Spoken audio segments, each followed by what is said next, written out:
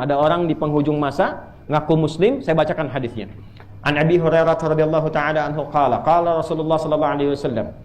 Satu kali saat sahabat sedang ngaji dengan Nabi sallallahu alaihi wasallam, Nabi bertanya, "Atadrunal muflis? Tahukah kalian orang yang bangkrut di akhirat nanti?" Qulna ya Rasulullah, al-muflisu fina ma la dirham lahu wa la mata'. Ya Rasulullah, menurut kami orang bangkrut itu yang tak ada uang sepeser pun, tak ada aset sedikit pun. Logis menurut hukum dunia.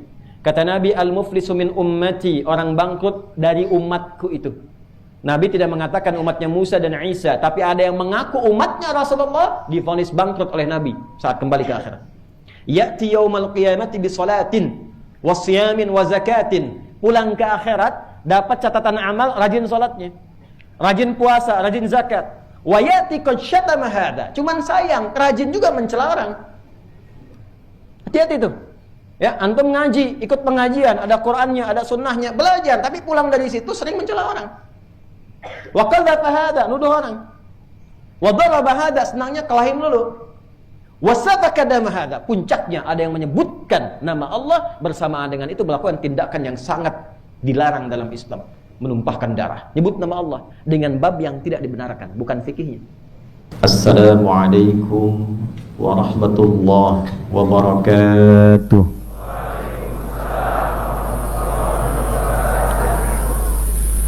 Alhamdulillahilladzi allafa baina qulubina bil imani fa asbahna bi ni'matihi ikhwana. Wassalatu wassalamu ala rasulillahi alladzi biqtida'i sunnatihi syarifati asbahna lil muttaqina imama. Fasalawatullahi alaihi wassalamuhu tam wa ala alihi wa sahbihi wa dhurriyyatihi wa ummatihi ila yaumil mi'ad alladhi fihi amama. Wa ba'd. Yang kami muliakan guru-guru kita, para ulama, asatidzah, habaib, kiai yang boleh jadi hadir di sekitaran majlis kita. Kita mohonkan semoga Allah sehatkan, tambahkan cahaya ilmunya sehingga dapat membimbing kita sampai kembali kepada Allah dalam keadaan husnul khatimah. Yang kita hormati, kita muliakan tuan rumah keluarga besar Al-Ustaz Yusuf Marta, yang kita khususkan semoga kedua orang tua beliau, baik ayah dan ibunda beliau yang menjadi nama dari masjid ini, teralirkan cahaya-cahaya kemuliaan di alam kuburnya, dan menjadikan semua ibadah di masjid ini menjadi jariah yang berkelanjutan sampai kembali pada Allah Subhanahu wa ta'ala. Hadirin sekalian yang saya sangat sayangi, saya sebelum tiba di masjid ini, di jalan tadi saya dikirimkan gambar dan video. Saya terus terang terdiam sejenak dan sempat meneteskan air mata melihat begitu antusiasnya umat Rasulullah sallallahu alaihi wasallam untuk belajar tuntunan beliau di tengah cuaca yang juga tidak mudah untuk bisa diikuti. Saya teringat salah satu hadis yang dicantumkan oleh Al-Imam Muslim dalam kitab sahih beliau, nomor hadis 249, diriwayatkan oleh sahabat mulia Abdurrahman bin Sakhr yang dikenal dengan Abu Hurairah radhiyallahu ta'ala anhu. Qala al-Imam Muslim haddatsana qala an Abi Hurairah radhiyallahu ta'ala anhu qala ata an-nabiy sallallahu alaihi wasallam al-maqbarah. Satu kali Nabi sallallahu alaihi wasallam mengunjungi pekuburan, sunnah di antara ziarah, dan dalam tafsir hadisnya pemakaman Baqi'. Faqala Rasulullah sallallahu alaihi wasallam, maka beliau menyontohkan kepada kita sunnah saat datang ke awal kuburan. Kata beliau, assalamualaikum ya dara qaumin mu'minin, semoga keselamatan senantiasa lekat dengan anda semua, hei yang berada di pemukiman komplek-komplek alam barzakh insan beriman. Ini juga sunnah supaya mencari pemakaman di pemakaman yang tempatnya beriman isinya, supaya lebih tenang, nggak berisik nanti dengar teriak-teriak yang lain tuh ya. Kemudian yang paling menarik, wa inna insyaallah bikum lahiqun, mengajarkan kepada kita bahwa kita pun tidak lama berkehidupan, satu saat akan kembali. Dan kami pun, kata beliau, dengan izin Allah akan menyusul kalian semua. Syahidnya bukan itu. Setelah selesai dengan kalimat ini, beliau menyampaikan kepada sahabat-sahabatnya, wadidtu ra'ayna, di riwayat lain, inna ra'ayna ikhwanana, sungguh aku berharap dapat segera menjumpai dan melihat saudara-saudara kita. Faqalu, maka para sahabat bertanya, ya Rasulullah, alasna ikhwanak, bukankah kami ini saudara-saudara engkau? Kata Nabi, ikhwanuna alladhina lam ya'tu ba'du, yang aku maksud saudara-saudaraku bukan kalian. Antum ashabi, kalian tuh sahabat-sahabatku. Ikhwanuna alladhina lam ya'tu ba'du, saudara-saudara kita itu adalah umat yang nanti datang setelah generasi kalian.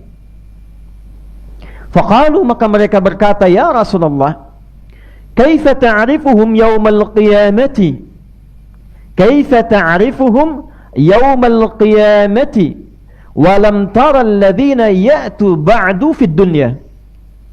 Bagaimana engkau bisa mengenali orang-orang itu, saudara-saudara kita itu, di hari kiamat nanti, sedangkan engkau tidak pernah menjumpai mereka saat di dunia? Faqala Rasulullah sallallahu alaihi wasallam, maka Rasulullah sallallahu alaihi wasallam menjawab, ara'aita law anna rajulan lahu khayrun ghurrun muhajjalatun baina dhahri khailun duhmun bahmun.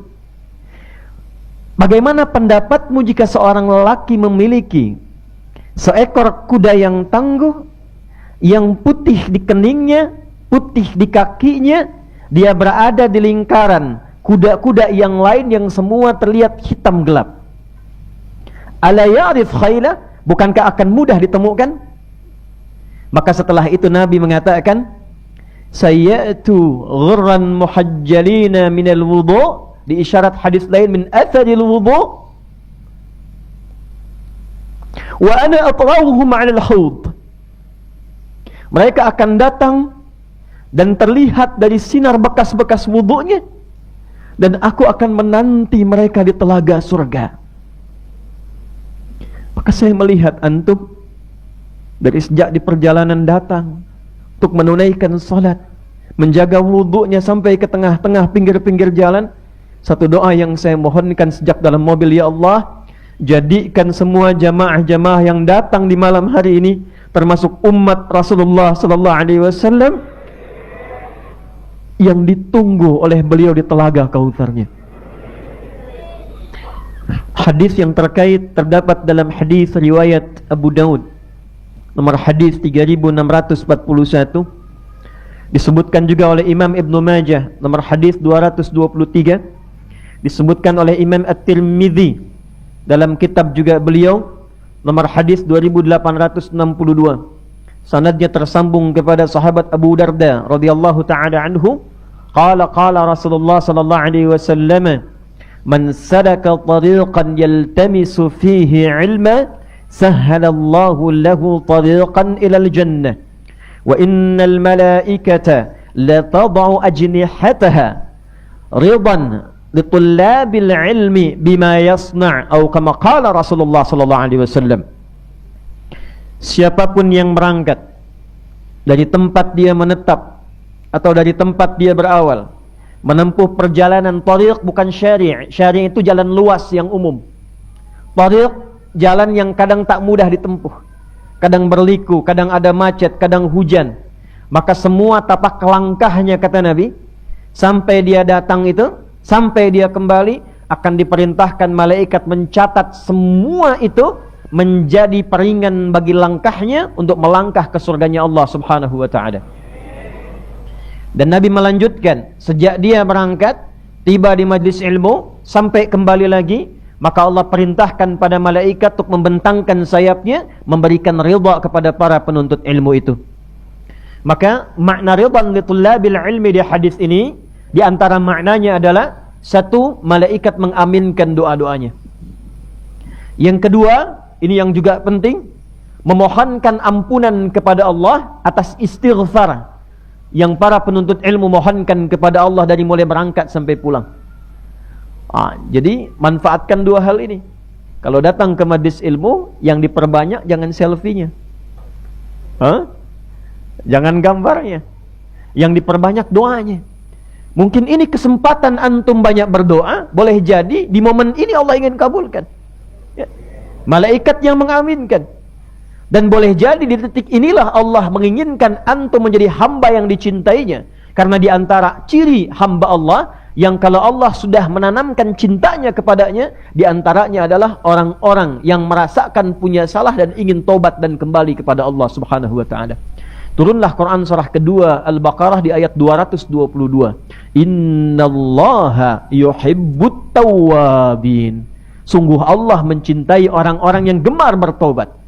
Ayat ini memberikan pesan, kata para ulama, terkadang Allah lebih mencintai pelaku maksiat yang gemar bertobat dibandingkan orang soleh yang tidak pernah merasa salah. Kisahnya viral kan? Ada seorang di era Nabi Musa alaihi salam ingin bertobat, datang kepada seorang syekh gitu kan, dikisahkan, maka disampaikan, pergilah kepada si fulan karena ia yang mampu membimbingmu. Nah, itulah adab di antara para pengajar, para ulama. Kalau memang melihat di antara muridnya bukan bagian kepakarannya untuk mengajarkan, maka referensikan kepada syekh yang lain. Ini bukan pakarnya hadis, ngaji aja sama Habib fulan, beliau yang pakar hadis. Itu sunnahnya. Saya bukan pakar tafsir, ngaji aja sama Kiai fulan, beliau pakarnya. Maka ini ada anak muda ingin bertobat, kejahatannya banyak yang pernah dikerjakan. Beliau melihat yang mampu bimbing engkau, itu majlisnya ada di sana.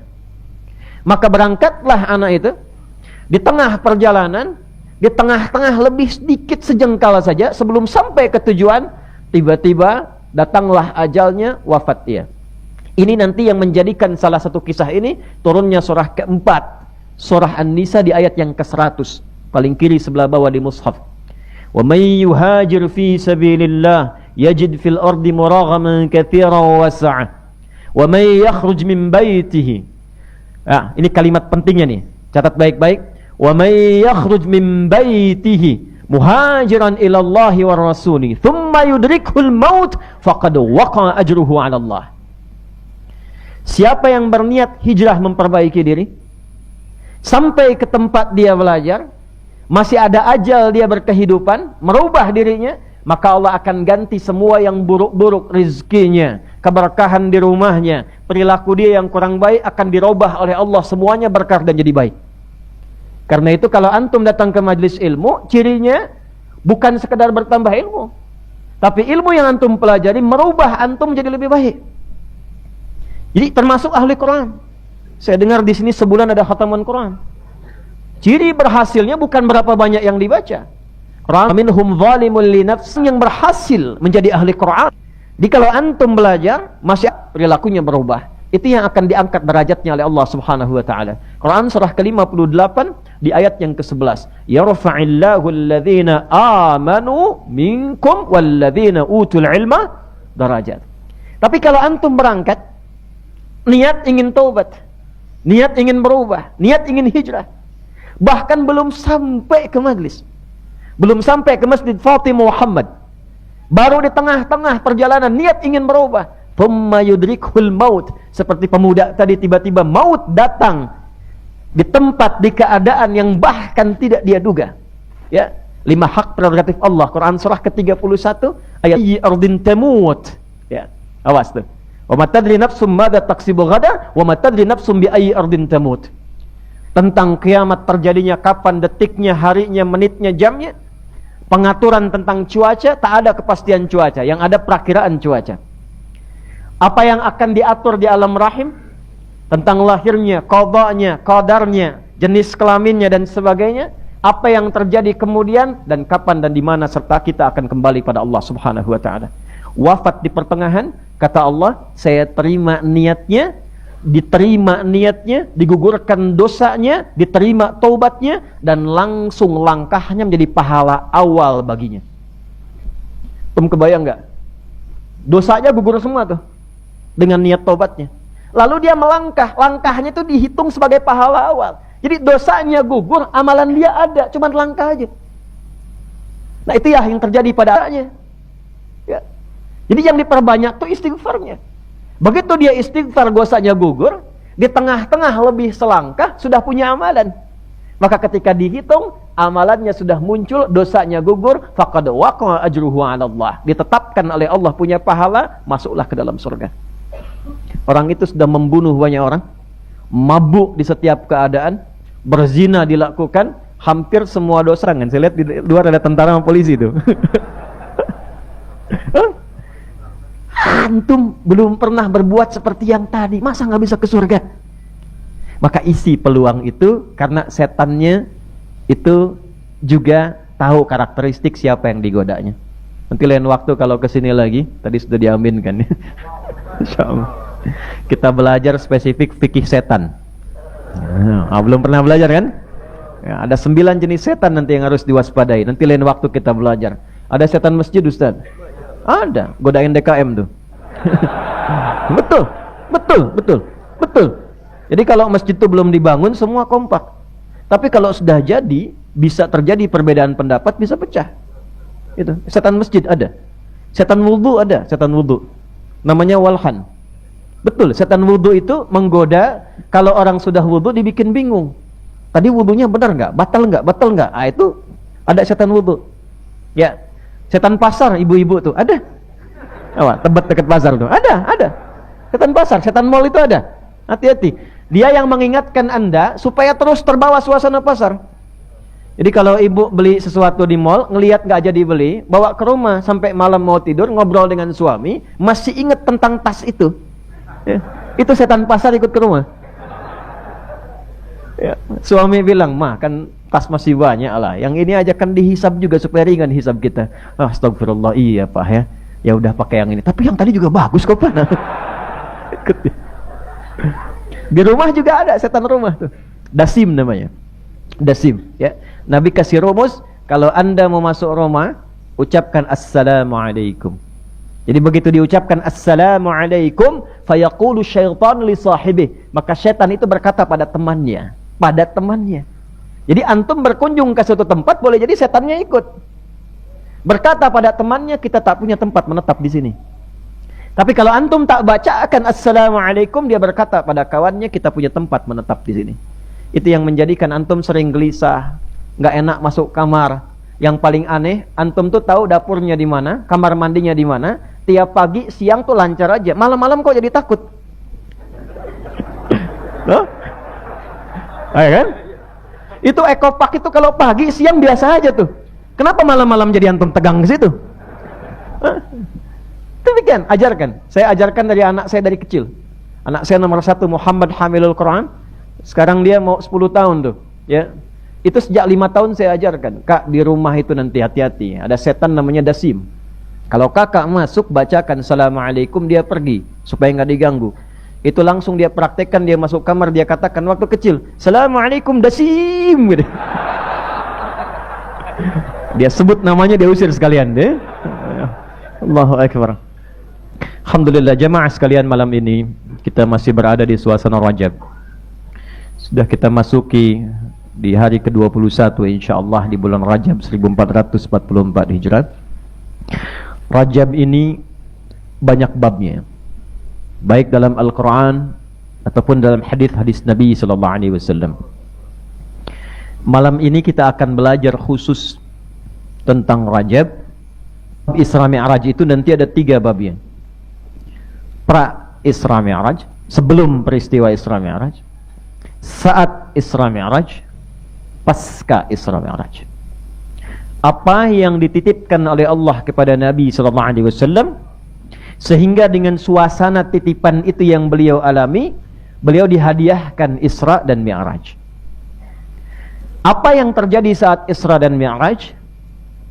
Dan apa yang didapatkan oleh beliau untuk diteruskan pada umatnya dan diamalkan itu pasca Isra dan Mi'raj.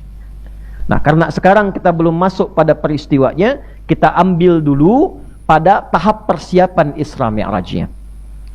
Bab ini nanti akan disebutkan, setidaknya diriwayatkan oleh 16 sahabat senior dalam hadis. Di dalamnya nanti kebanyakan ada Anas bin Malik radhiyallahu ta'ala anhu. Kemudian juga nanti ada sahabat Ali bin Abi Thalib radhiyallahu ta'ala anhu, Abdullah bin Mas'ud radhiyallahu ta'ala anhu, kemudian Hudzaifah ibn al-Yamani radhiyallahu ta'ala anhu, dan lain sahabat yang lainnya.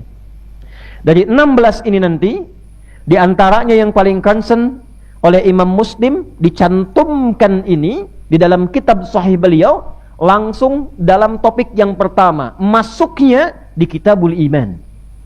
Ya, Kitabul Iman, hati-hati. Jadi peristiwa Isra Mi'raj itu bukan sekedar peristiwa yang dikisahkan semata, tapi esensinya mesti meningkatkan kekuatan iman setiap muslim ketika berinteraksi dengan peristiwa yang dimaksudkan. Jadi kalau antum ketemu peristiwa Isra Mi'raj setiap bulan Rajab misalnya, nah evaluasinya meningkat nggak imannya? Lebih dekat nggak dengan Allah? Karena rahasia kisah ini oleh Imam Muslim ditempatkannya di topik apa? Kitabul Iman. Dari nomor hadis nanti 162 sampai nomor hadis 168, subbabnya yang ke-7, halaman 76 di dalam cetakan langsung utuh, cetakan Darul Alamiyah. Satu utuh, halaman 76 sampai dengan 79. Subtopik yang ke-7 disebutnya Babul Isra li Rasulillah sallallahu alaihi wasallam ila samawati wa fadli salah. Jadi babnya itu langsung pra Isra, saat Isra, pasca Isra. Subtopiknya. Nah, peristiwanya kita akan turunkan di malam hari ini. Sekalipun para ulama berbeda pendapat tentang waktunya sampai 6 pendapat. Ada yang mengatakan saat dilantik jadi nabi, Allah. Saat itulah kemudian beliau diisrakan. Ada yang berkata terjadi di bulan Rabiul Awal. Ada yang berkata setahun 3 bulan sebelum hijrah. Ada juga pendapat dari Syekh Al-Mansur Furi terjadi di bulan Rajab seperti yang kita kenal saat ini. Terlepas dari itu semua, kita akan satukan semua pembahasan itu dalam apa yang telah kita dapatkan tadi, sumber utamanya, supaya tak keluar dari Quran dan Sunnah dan antum tidak bisa mendebat. Kita ambil Quran, hadis, Quran, hadis, Quran, hadis. Ya, mendebat Quran berarti mendebat Allah, kufur. Mendebat hadis, mendebat Rasulullah sallallahu alaihi wasallam, bermasalah. Baik, kita kembali dulu pada suasana yang pertama. Hadisnya nomor 163, Kitabul Iman, Sahih Muslim, halaman 77, paling kiri sebelah atas. Bismillahirrahmanirrahim. Hadis yang pertama saya ambil dari sahabat Abu Hurairah radhiyallahu taala anhu, kemudian dikuatkan nanti oleh Imam Malik bin Anas. Ya, maaf, Anas bin Malik. Qala haddatsana qala an Anas bin Malik radhiyallahu ta'ala anhu qala inna Aba Dzar yuhaddithu. Kata Anas bin Malik radhiyallahu ta'ala anhu, sahabat kami Abu Dzar Al-Ghifari. Saya bahas sedikit ya, supaya tahu kalau ngaji hadis nanti jangan cukupkan di matan. Lihat sanadnya. Siapa yang meriwayatkan supaya kita dapat inspirasi dari perjalanan hidup mereka. Anas bin Malik. Anas ini punya ibu. Namanya Malikah. Ya, bapaknya Malik. Anaknya siapa? Anas.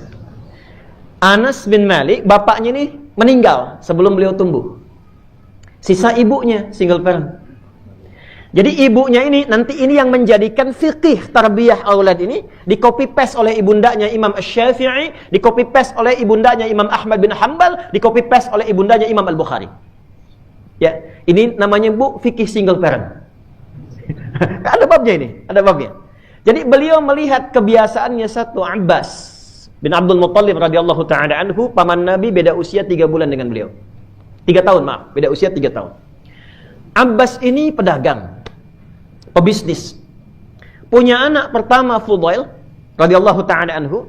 Anaknya ini nanti yang kelak akan dikhidmatkan pada Rasulullah sallallahu alaihi wasallam sampai beliau di Sahih Al-Bukhari yang membawakan nampan air wudunya Nabi sebelum wafat di pangkuannya Sayyidah Aisyah radhiyallahu taala anha.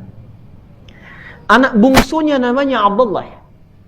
Abbas ini paman Nabi, pebisnis, sukses, membebaskan diri dari riba yang dibebaskan oleh Nabi sallallahu alaihi wasallam langsung.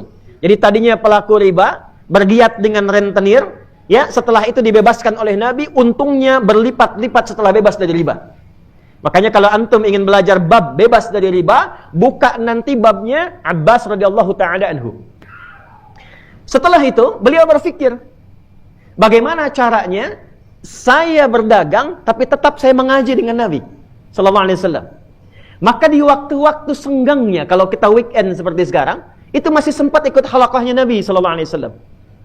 Lalu berpikir, kalau saya merangkat, siapa yang meneruskan nanti legasi saya untuk belajar dengan Nabi? Saya sibuk berdagang. Yang belajar hadis Nabi siapa? Yang jadi kebanggaan di hadapan Allah nanti saat pulang membawa Quran siapa? Maka beliau investasikan anaknya yang bungsu khusus untuk belajar agama dari Nabi. Jadi berpikirnya begini, bapaknya boleh nggak hafal Quran, anaknya mesti hafal Quran. Bapaknya nggak hafal hadis, anaknya hafal. Dan itu jadi kebanggaan ketika dibawa pulang menghadap Allah Subhanahu wa taala. Karena kebanggaan. Nanti ada satu keluarga itu yang disebutkan, diisyaratkan dalam Quran surah ke-13 Ar-Ra'd ayat 23 sampai 24. Antum mesti persiapkan, kita semua di malam hari ini. Mesti ada satu dari anggota keluarga yang dipersiapkan menjadi kebanggaan di keluarga kita saat berpulang kepada Allah. Perhatikan kalimatnya, jannatu adnin yadkhulunaha wa man salaha min abaihim wa azwajihim wa dhurriyyatihim wal malaikatu yadkhuluna alaihim min kulli bab salamun alaikum bima sabartum fa ni'ma uqbad dar. Fa ni'ma uqbad dar. Kata Allah, ada seorang anak yang saleh yang disiapkan oleh orang tua yang saleh, yang diperkenankan saat masuk surga lewat surga Aden. Lewat surga Aden dulu. Dari 8 pintu surga, masuknya lewat surga Aden dulu, tapi tidak sekedar masuk. Kata Allah, diperintahkan gandeng bapak ibumu itu yang saleh, yang telah mendidik engkau, menyiapkan engkau jadi kebanggaan di akhirat ini. Gandeng bapak ibumu yang saleh itu. Gandeng pasanganmu. Pimpin keluarga besarmu sampai anak cucumu di belakangmu. Diparadekan oleh Allah melewati semua pintu surga. Malaikat diminta baris di setiap pintu surga. Dan mereka mengatakan, salamun alaikum bima sabaratum. Selamat ya keluarga besar, karena sabar saat di dunia menyiapkan kebahagiaan di waktu ini. Fa ni'ma uqbad dar, maka silahkan nikmati hasil kerja keras itu, masuki tempat indah yang belum pernah dijamah. Abbas menyiapkan itu radhiyallahu taala anhu. Makanya maaf, ketika Abbas radhiyallahu taala anhu ini tumbuh, Ibnu Abbas juga tumbuh, maka Nabi sallallahu alaihi wasallam meninggal usia Abdullah bin Abbas masih 13 atau 14 tahun, bapaknya hafal 200 hadis, anaknya hafal 2000 hadis. Ya. Dan yang paling menarik, itu ditempatkan langsung di majlis Nabi. Jadi begitu Nabi sebelum datang ada di majlis Nabi. Sampai anak itu senang dengan Rasulullah sallallahu alaihi wasallam. Sampai ikut ke rumah bibinya Sayyidah Maimunah hanya untuk melihat kebiasaan Nabi bangun malam. Ya. Masih ingat hadis doa kalau kita bangun dari tidur, doanya apa? Alhamdulillahilladzi ahyana ba'dama amatana wa ilaihin. Nah, itu ada pendahuluannya dulu. Buka Sunan Abu Daud nomor hadis 1367. Ya.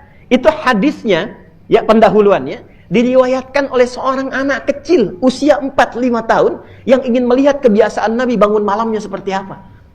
Ya. Itulah Ibnu Abbas radhiyallahu taala anhuma, kata beliau, kana Nabi sallallahu alaihi wasallam, adalah kebiasaan Nabi sallallahu alaihi wasallam idza duduk. Setelah itu famassaha biyadihi min athari naumi, hilangkan dulu bekas ngantuknya. Jadi kalau bangun dari tidur, jangan langsung baca doa. Karena hati belum nyambung dengan lisan.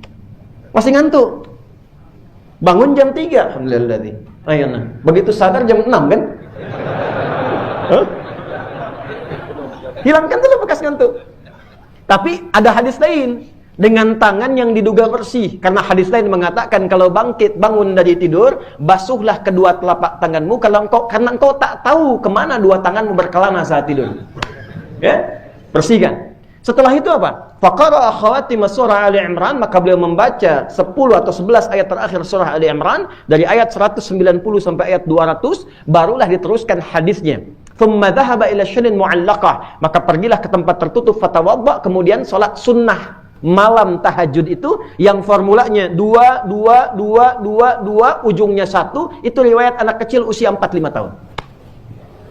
Yang 443 Al-Bukhari nomor hadis 2010 sampai 2012, itu riwayatnya nanti dari Sayyidah Aisyah diteruskan oleh Umar bin Khattab radhiyallahu taala anhu. Nah, nanti banyak sekali riwayat tentang itu. Tapi saya ingin katakan, anak kecil ini itulah yang meriwayatkan hadis yang sampai kepada kita. Nah, dilihat oleh Umar, kalau Abbas mengantar anaknya ke majlisnya, maka saat pindah ke Al-Madinah Al-Munawwarah, Umar langsung bikin rumah di depan rumahnya Nabi sallallahu alaihi wasallam. Dibikinkan kamar di situ untuk anaknya Abdullah, sama-sama Abdullah. Kamarnya langsung menghadap ke pintu rumah Nabi saat Nabi keluar. Jadi pikir Umar, karena jeniusnya, seorang pemikir namanya Thaha Hussein di Mesir, ngarang satu kitab hanya untuk membahas kejeniusan Umar bin Khattab radhiyallahu ta'ala. Judul bukunya Abqariyatu Umar. Di kamar itu menghadap ke arah pintu Nabi keluar dengan visi, kalau anaknya Abbas nunggu di majlis Nabi, anak saya langsung melihat Nabi keluar dari rumahnya. Tuh. Karenanya nanti Ibnu Umar hadisnya lebih banyak daripada Ibnu Abbas. Ya. Nanti Ibnu Abbas itu 2000 hadis, Ibnu Umar sekitar 2600 hadis. Ya, yang satu nunggu, yang satu Nabi keluar pintu udah dapat hadis tuh. Datanglah single parent tadi, malaikat. Anaknya Abbas nunggu di majlis. Anak Umar ngintip-ngintip dari rumah ke arah rumah Nabi. Anak saya gimana caranya mesti masuk ke rumah Nabi. Maka apa yang terjadi? Dibawa anaknya yang masih kecil, datanglah kepada Rasulullah sallallahu alaihi wasallam. Ya Rasulullah, inna ibni hadha, atau kama qalat, sungguh anakku yang kusayangi ini cekatan banget.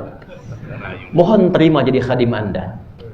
Nabi senyum, karena tahu maksudnya ibu ini. Tahu, modusnya tahu itu. Tapi modus positif, ya. Maka diterima oleh Nabi sallallahu alaihi wasallam, berkhidmat 20 tahun kepada Rasulullah SAW. Dapat berkahnya, dapat doanya. Di antara berkahnya doa Nabi, ya Allah panjangkan umurnya dan berkah. Makanya hidup paling panjang, paling kaya, keturunan banyak, masuk surga. Masya Allah. Ya, ketika ditanya oleh teman-temannya sepeninggal Nabi SAW, ya Anas, sepanjang pengalaman engkau berkhidmat kepada Rasulullah SAW, apa yang kau dengar dari Nabi? Kata beliau, tidaklah saya mendengar dari Rasulullah sallallahu alaihi wasallam kecuali kalimat, ya Anas, madza akhdimuka, atau kama qala Rasulullah sallallahu alaihi wasallam. Ya Anas, apa yang bisa saya bantu? Nabi cuci piring sendiri. Pakaian sobek jahit sendiri. Nabi loh. Yang terbaik, dipuji di Quran, surganya terjamin tinggi, dekat dengan Allah. Makan kotor, cuci piring sendiri.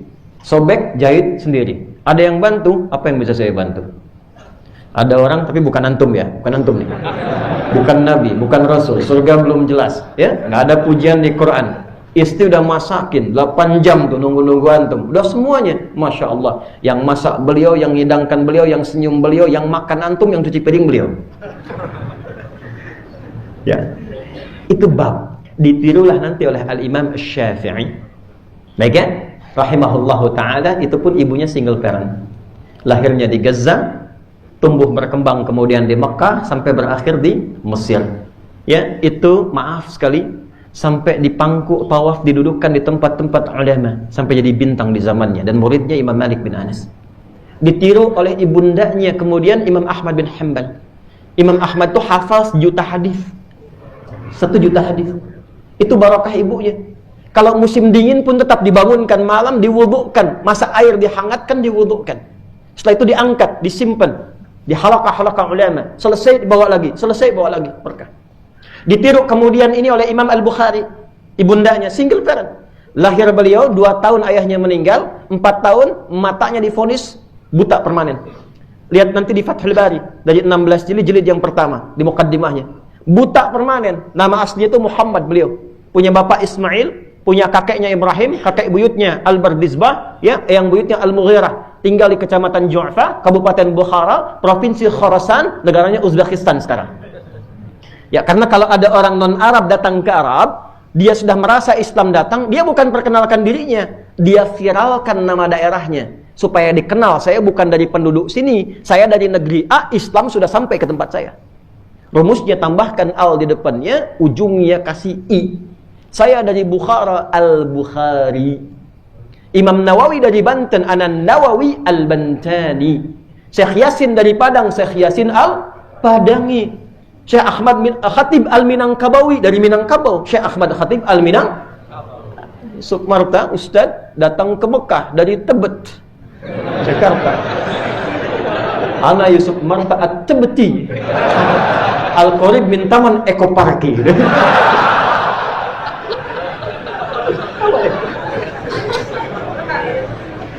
Singkatnya barakah ibunya juga tuh. Dibuka oleh Allah kecerdasannya, disembuhkan matanya itu dari buta permanen. Lihat kembali. Saya kalau bahas ini kita belum mulai loh, masih mukaddimah ini. Kalau saya perdalam lagi bisa sampai subuh gitu. Sampai jam berapa kita? Ya, ya.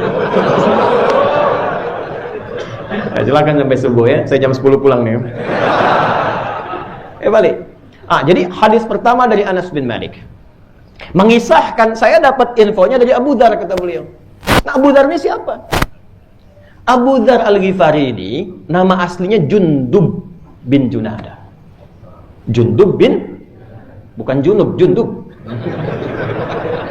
Jundub bin Junadah. Biasanya berteman kalau meriwayatkan hadis dengan Mu'adz bin Jabal. Dua-dua ini kompak nih, duet, sering duet meriwayatkan hadis.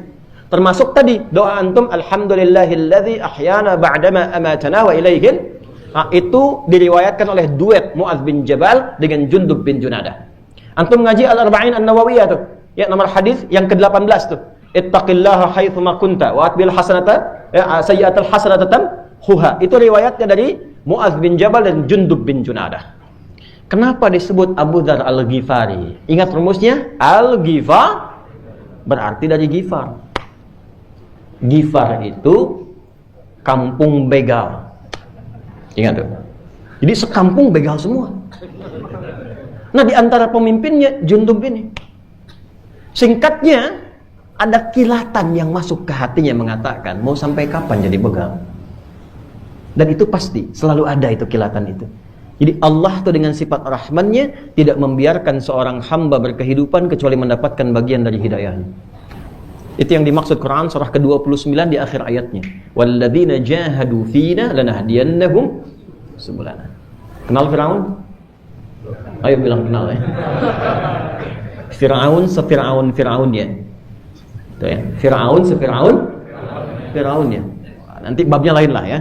Babnya lain lagi. Pokoknya banyak zalimnya tuh, ngaku Tuhan, ya kan?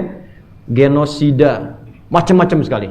Itu tetap oleh Allah diberikan hak yang sama. Dikirimkan langsung dua nabi, Musa dan Harun. Ini menunjukkan setiap hamba akan mendapatkan kesempatan, peluang untuk kembali mengingat Allah Subhanahu wa taala. Jundub ada kilatan. Ini rumusnya. Begitu berpikir kapan akan berakhir, dapat info ada seorang mengaku nabi di Mekah. Nah, ini fikih nih ya, fikih taubat nih. Jadi kalau antum sedang tergerak ingin bertobat, jangan ditunggu, cepat lakukan. Fikihnya Jundub. Ya, maka apa yang beliau kerjakan? Langsung disambut kilatan hidayah itu, berangkatlah ke Mekah. Pandangan pertama berjumpa dengan Rasulullah sallallahu alaihi wasallam. Melihat wajahnya saja, belum bicara, lihat wajahnya, langsung tersentuh hatinya, kenanya jiwanya. Ini udah rumus nih. Sentuhlah ia tepat di hatinya, maka ia akan jadi milikmu untuk. Gimana caranya lihat orang langsung kesentuh jiwanya? Baru lihat tuh. Maka nggak tunggu lama beliau bersyahadat. Kata beliau, ya Rasulullah, berikan saya tips pesan singkat. Kata Nabi, pulang dulu, belajar yang betul, baru ingatkan kaummu. Atau kama qala Rasulullah SAW. Kata beliau, saya nggak akan pulang sebelum saya mendeklarasikan keislaman saya di sini, depan Ka'bah. Kata Nabi, jangan kau lakukan Orang-orang belum paham kok bisa disakiti. Ya. Apa jawabnya Jundub bin Junadah? Ya Rasulullah, saya ini membegal terang-terangan. Masa masuk Islam sembunyi-sembunyi? Saya ini membegal terang-terangan, gak enak lah syahadat sembunyi-sembunyi. Maka beliau keluar depan Ka'bah mengatakan, ya ma'syara Quraisyin, ushhidu an la ilaha illallah wa anna Muhammad Rasulullah. Hei semua orang Quraisy, lihat nih, saya bersaksi nggak ada Tuhan selain Allah dan Muhammad SAW Rasulullah. Kalian mau apa katanya? Pukulin. Jatuh pingsan, begitu akan dihabisi. Ada riwayat menyebutkan ditemukan oleh sahabat Ali bin Abi Thalib radhiyallahu taala anhu. Ada riwayat mengatakan ditemukan oleh paman Nabi Hamzah bin Abdul Muttalib radhiyallahu taala anhu. Begitu kelihatan, oh jangan kalian sakiti lagi, karena ini adalah orang Ghifar. Kalau kemudian dia tewas di sini dan ketahuan suku Ghifar, nggak ada kafilah dagang kita akan lolos lewat situ. Maka sepakat mereka biarkan dia pergi. Pergilah kemudian beliau ini taubatan nasuha, dan jadilah ini fikih preman taubat. Jadi sinetron preman pensiun. Dan jadi bab kurikulum preman jadi ustad. Karena kembali kemudian ke Ghifar, jadi dai di sana sampai kelak Madinah dihebohkan dengan langkah kaki dag dik duk. Ternyata Jundub bin Junadah membawa hasil pendidikannya, berangkat kemudian ke kota Nabi sallallahu alaihi wasallam, membawa rombongan dari Ghifar sudah pada masuk Islam, bedol desa masuk Islam. Kekuatan satu orang ini. Sahabat Nabi dulu begitu, as-sabiqunal awwalun itu 40 orang. Tapi mereka berpencar kemanapun, membawa magnet keislaman yang kuat. Amr bin As itu cuma jalan sepeninggal Nabi, bawa ekspedisi jalan, gak ngapa-ngapain jalan, ekspedisi. Afrika Utara dijelajahi. Dari Mesir, Libya, Tunisia, Aljazair, Maroko sampai ke Syam. Syria sekarang ada 4 negara, Libanon, Yordania, Palestina, Syria. Insyaallah kita selesai ini kita salat ghaib ya. Untuk yang musibah di Turki dan Syria. Itu semua yang dilewati muslim semua dan maju. Dan kelak Afrika Utara itu yang dilewati akan jadi provinsi negara Islam masa itu. Gubernurnya Musa bin Nusair, kodamnya, panglima kodamnya itu ya. Itu panglimanya namanya Tariq bin Ziyad. Satu kekuatan panglima ini bisa membuka wilayah Iberia, dikenal dengan Andalusia, wilayah Portugal dan Spanyol sekarang ini, dan punya peradaban Islam selama 7 abad ada di situ. Seorang. Makanya dibukanya Fatah. Inna fatahna laka fatham mubina. Fatah itu apa? Membuka kebaikan. Jadi orang Islam itu dimanapun berada mesti membuka semua nilai kebaikan. Antum ke kantor jadi orang baik, buka semua peluang kebaikan.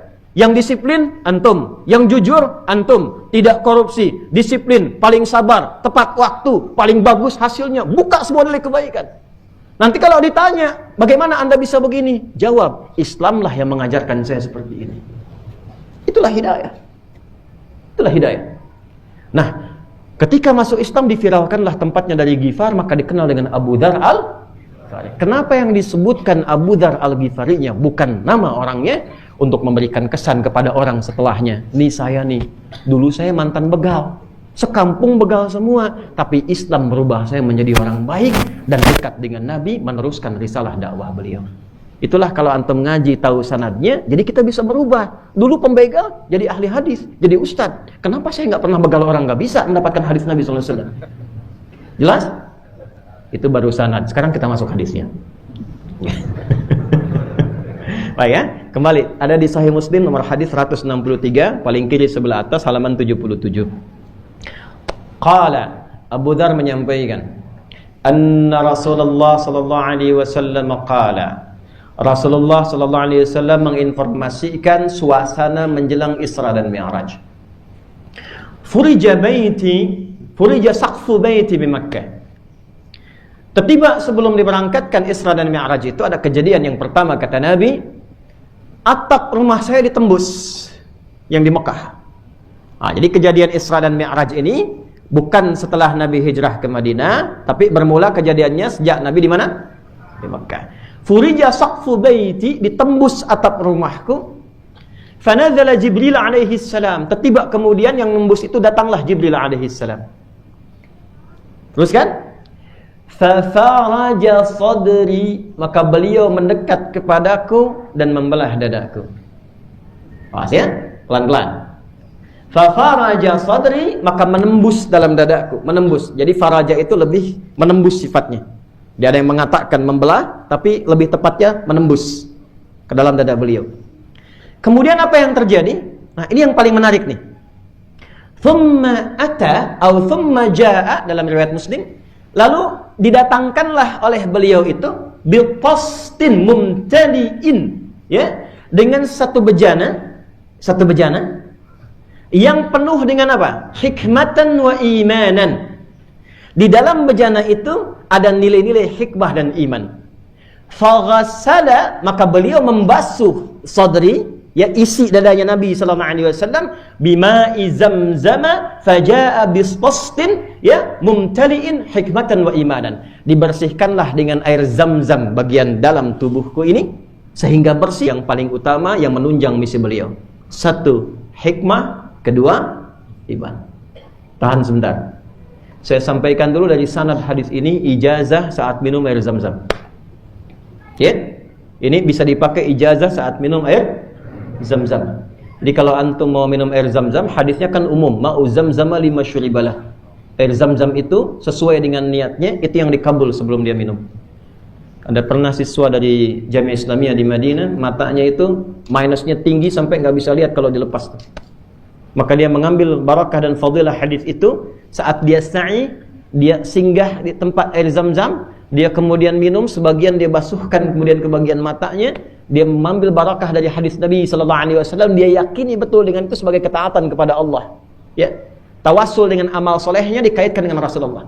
Konsep ini ada di Quran surah kelima Al-Maidah di ayat ke-35. Ya ayyuhalladzina amanu taqullaha wabtaghu ilaihil wasilah. Hai orang-orang beriman, tingkatkan takwamu kepada Allah dan cari wasilah dengan takwa itu. Di antara wasilah takwa bersalawat pada Rasulullah sallallahu alaihi wasallam, mengamalkan isi hadisnya. Maka sebelum diminum, beliau melakukan itu, dioleskan di bagian matanya, tiba-tiba berteriak, Allahu Akbar, Allahu Akbar. Nah, kalimat takbir ini boleh diucapkan dalam dua hal. Satu, dalam perjuangan, seperti kita masa pernikahan, dalam jihad. Yang kedua, dalam syukur. Contohnya selepas selesai Ramadan. Dalilnya Quran surah kedua, ayat ke-185. Walitukabbirullaha ala ma hadakum wa la'allakum tashkurun. Makanya selesai Ramadan kita banyak bertakbir, Allahu Akbar, Allahu Akbar, Allahu Akbar. Takbirnya takbir syukur. Maka beliau bertakbir, Allahu Akbar. Temannya kaget, kenapa? Kenapa? Ternyata matanya bisa melihat kembali. Matanya bisa melihat kembali. Nah, saat antum minum ini boleh dikhususkan doanya dengan riwayat sanad hadis tadi. Misal, Allahumma imla qalbi hikmatan wa imanan. Allahumma imla qalbi hikmatan wa imanan. Sanad hadisnya ke hadis Muslim nomor hadis 163. Hikmah. Apa itu hikmah? Kembali ke Quran surah ke-16 ayat 125. Jadi kita berharap sebelum pulang nanti ke rumah, khatam bab ini, keluar dari masjid ini kita punya hikmah. Ya, sesuai dengan kajiannya. Dan tidak cukup dengan amin, kita bahas dulu ya. Quran surah An-Nahl ayat 125. Ud'u ila sabili rabbika bil hikmah. Orang-orang yang belum paham dengan ajaran Islam, dengan keindahan petunjuk Rasulullah SAW, ajarkan, terangkan pada mereka Islam dan ajaran Nabi, pertama dengan hikmah. Tausiah nomor 2, diskusi nomor 3. Pertama hikmah. Apa itu hikmah?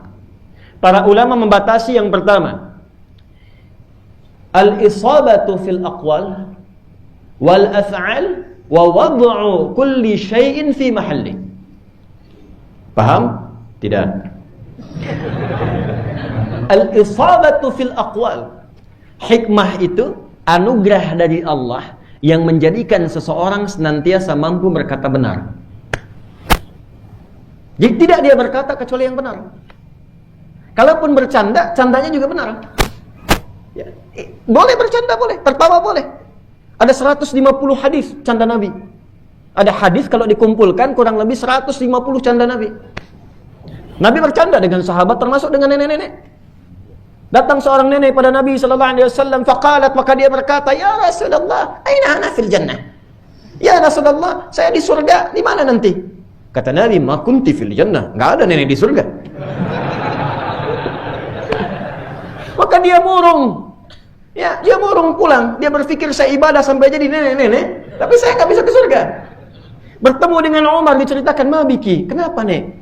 Ya, ataitu Nabi sallallahu alaihi wasallam, faqultu aina ana fil jannah. Saya datang ke Nabi, saya tanya konsultasi, nanti di surga saya di mana? Tapi Nabi jawab, ma kunti fil jannah. Enggak ada nenek di surga. Maka saya nangis, saya sedih, saya pulang. Umar ketawa. Makin marah nenek ini, kamu kenapa ketawa? Kata Umar, laqad sadaqa Rasulullah sallallahu alaihi wasallam. Nabi benar, karena di surga itu enggak ada nenek-nenek. Nenek akan kembali menjadi muda lagi. Maka saking senangnya girang lompat dia pulang. Itu satu di antara hadis canda Nabi sallallahu alaihi wasallam. Ya. Maka kembali kepada hadis tadi, ya, kembali kepada riwayat tadi, dikembalikan pada Nabi sallallahu alaihi wasallam, hikmah.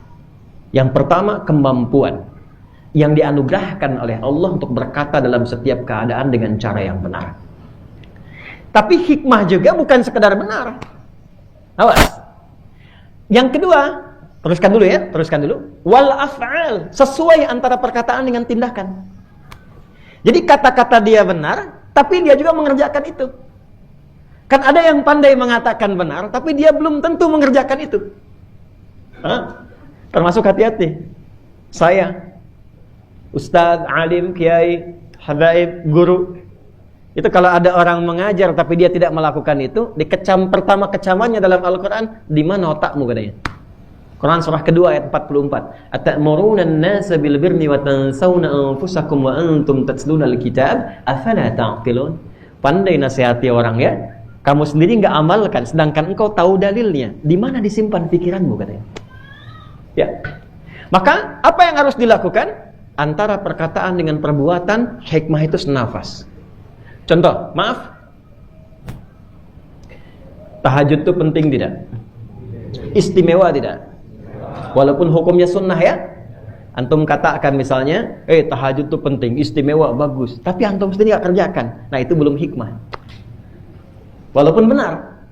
Shadiq, tapi belum hakim. Jelas ya? Shadiq, tapi belum apa? Maka sesuai antara perkataan dengan perbuatan. Dua. Yang ketiga, dia pandai mengomunikasikan perkataan ini kepada orang lain yang telah konsisten dia kerjakan dengan perilakunya dengan cara yang sesuai terhadap objeknya. Dia tahu cara berkomunikasi. Oh, ini maaf sekali, kepada orang tua begini caranya. Kepada anak-anak begini caranya. Kepada anak muda begini caranya. Karena kadang-kadang memang pintar, bagus, tapi nggak bisa menempat. Bicara sama orang tua kepada anak muda. Sama dengan anak muda. Tolong rapatkan sapnya, Pak. Pak, itu tuh, udah tua dikit tuh, udah bau tanah, terus rapatin. Misal ya, contoh tuh. Nah, itu belum hikmah. Belum hikmah. Ya. Balik, Nabi itu Masya Allah, begitu ditanamkan hikmah dalam dirinya, beliau bisa berkomunikasi dengan siapapun sesuai dengan hajatnya. Bahkan bisa tertawa dengan orang yang gembira, dan juga merasakan duka dengan orang yang sedang berduka. Sampai seorang anak pun dikisahkan, ketika sedang main bersama temannya, dia menarik diri ke belakang, dia murung sedih. Bertemulah dengan Rasulullah SAW. Ma bika ya ghulam? Nak, kenapa engkau? Ya Rasulullah, saya nggak bisa main dengan mereka. Kenapa? Baju mereka bagus, mainan mereka bagus. Kenapa kau nggak ikut? Ayah saya meninggal di medan juang, tidak ada lagi yang menopang kebutuhan saya, sehingga saya minder dengan baju dan mainan saya. Perhatikan kalimatnya. Au kama qala Rasulullah SAW. Aradita an takuna Muhammadan aban laka wal Hasan wal Husain ikhwatan laka. Kamu ridha enggak kalau mulai detik ini Muhammad sallallahu alaihi wasallam jadi bapak yang merawatmu? Angkat Hasan dan Husain saudaramu. Kata anak itu, saya ridha ya Rasulullah. Maka dicarikan pakaian yang baru, yang bagus, mainan yang bagus. Kata Nabi, main dengan anak-anak itu. Begitu datang ke tempat mereka, beliau senang, anak itu gembira, senang. Sampai anak-anak itu heran yang kedatangan anak tadi. Kok baju kamu bagus, mainan kamu lebih baru, dari mana dapatnya? Dikisahkan oleh beliau, bapak saya meninggal, ketemu Nabi terjadi begini, begini, begini. Apa komen anak-anak itu? Ya Allah, kenapa bapak kami nggak meninggal juga?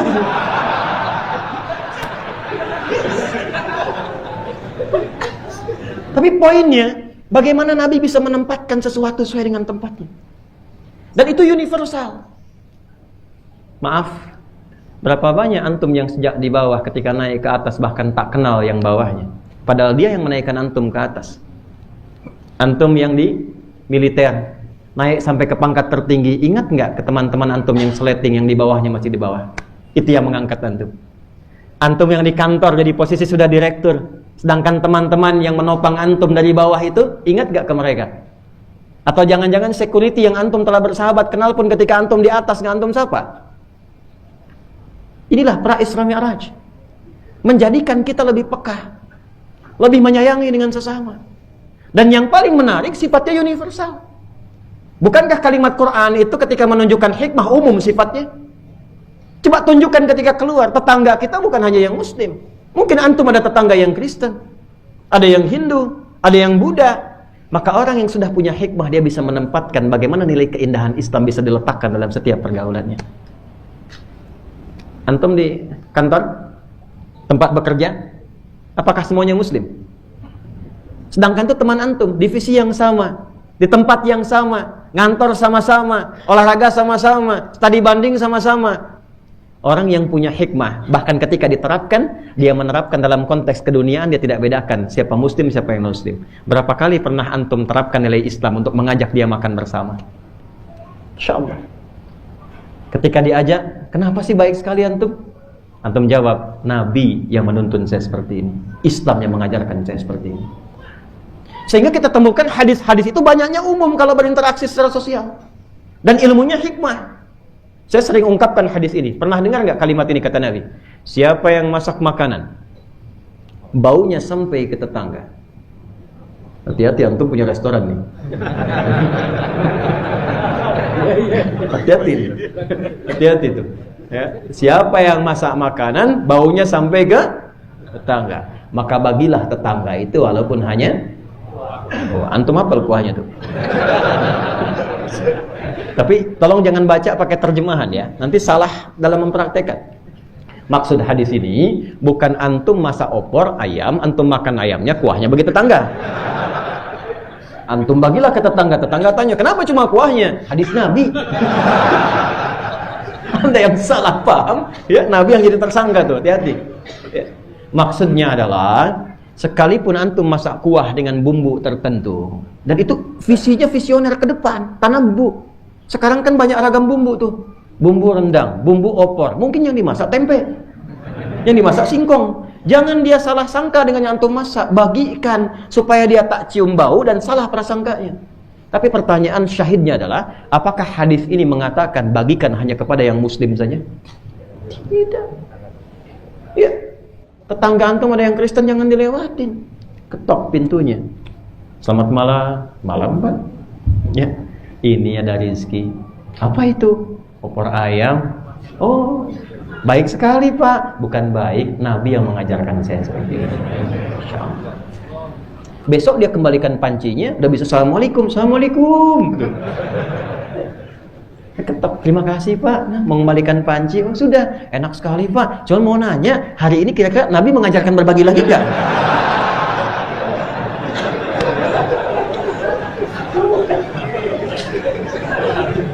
Kan di hadis gak disebutkan kan kalau tetangga itu Muslim saja. Jadi jangan sampai antum bagi, yang non Muslim dilewatin. Ini nih Pak Haji Komar, ini Pak Haji Rudi, ini Nyi Dasimah nih, masuk 1, 2, 3, 4, 5. Yang satu Kristen gak dikasih samping, Hindu gak dikasih. Dia lihat tuh, Pak Haji kayaknya opornya enak ya. Iya, cuman saya ngente kafir.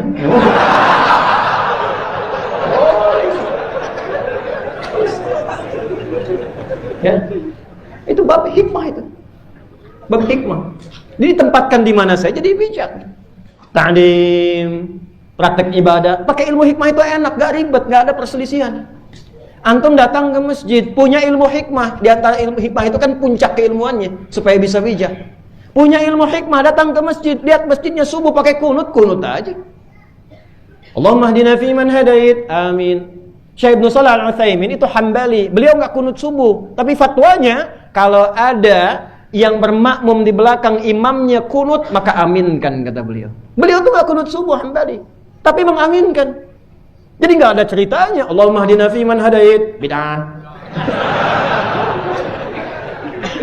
Dan kalaupun antum makmum di belakang imam yang tidak kunut, tak harus sujud sahwi.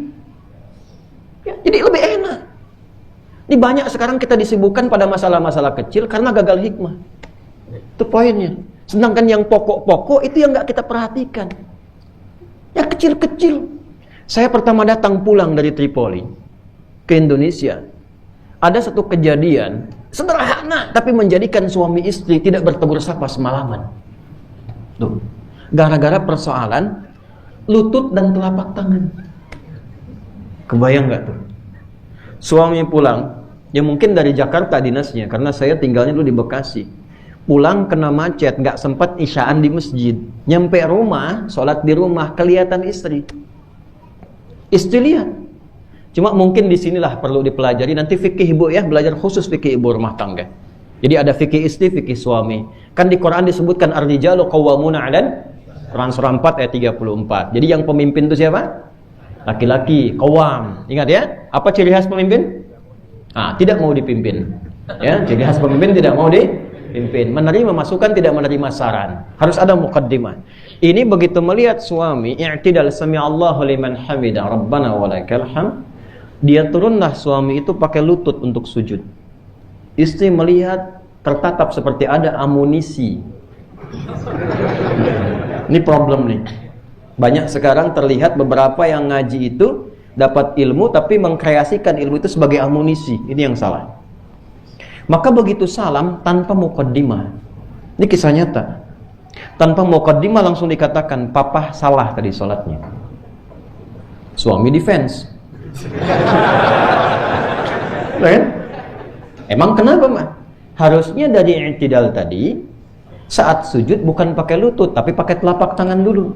Kata suami nggak mau kalah, mama yang nggak baca hadisnya. Rupanya dua-duanya itu nggak baca hadisnya.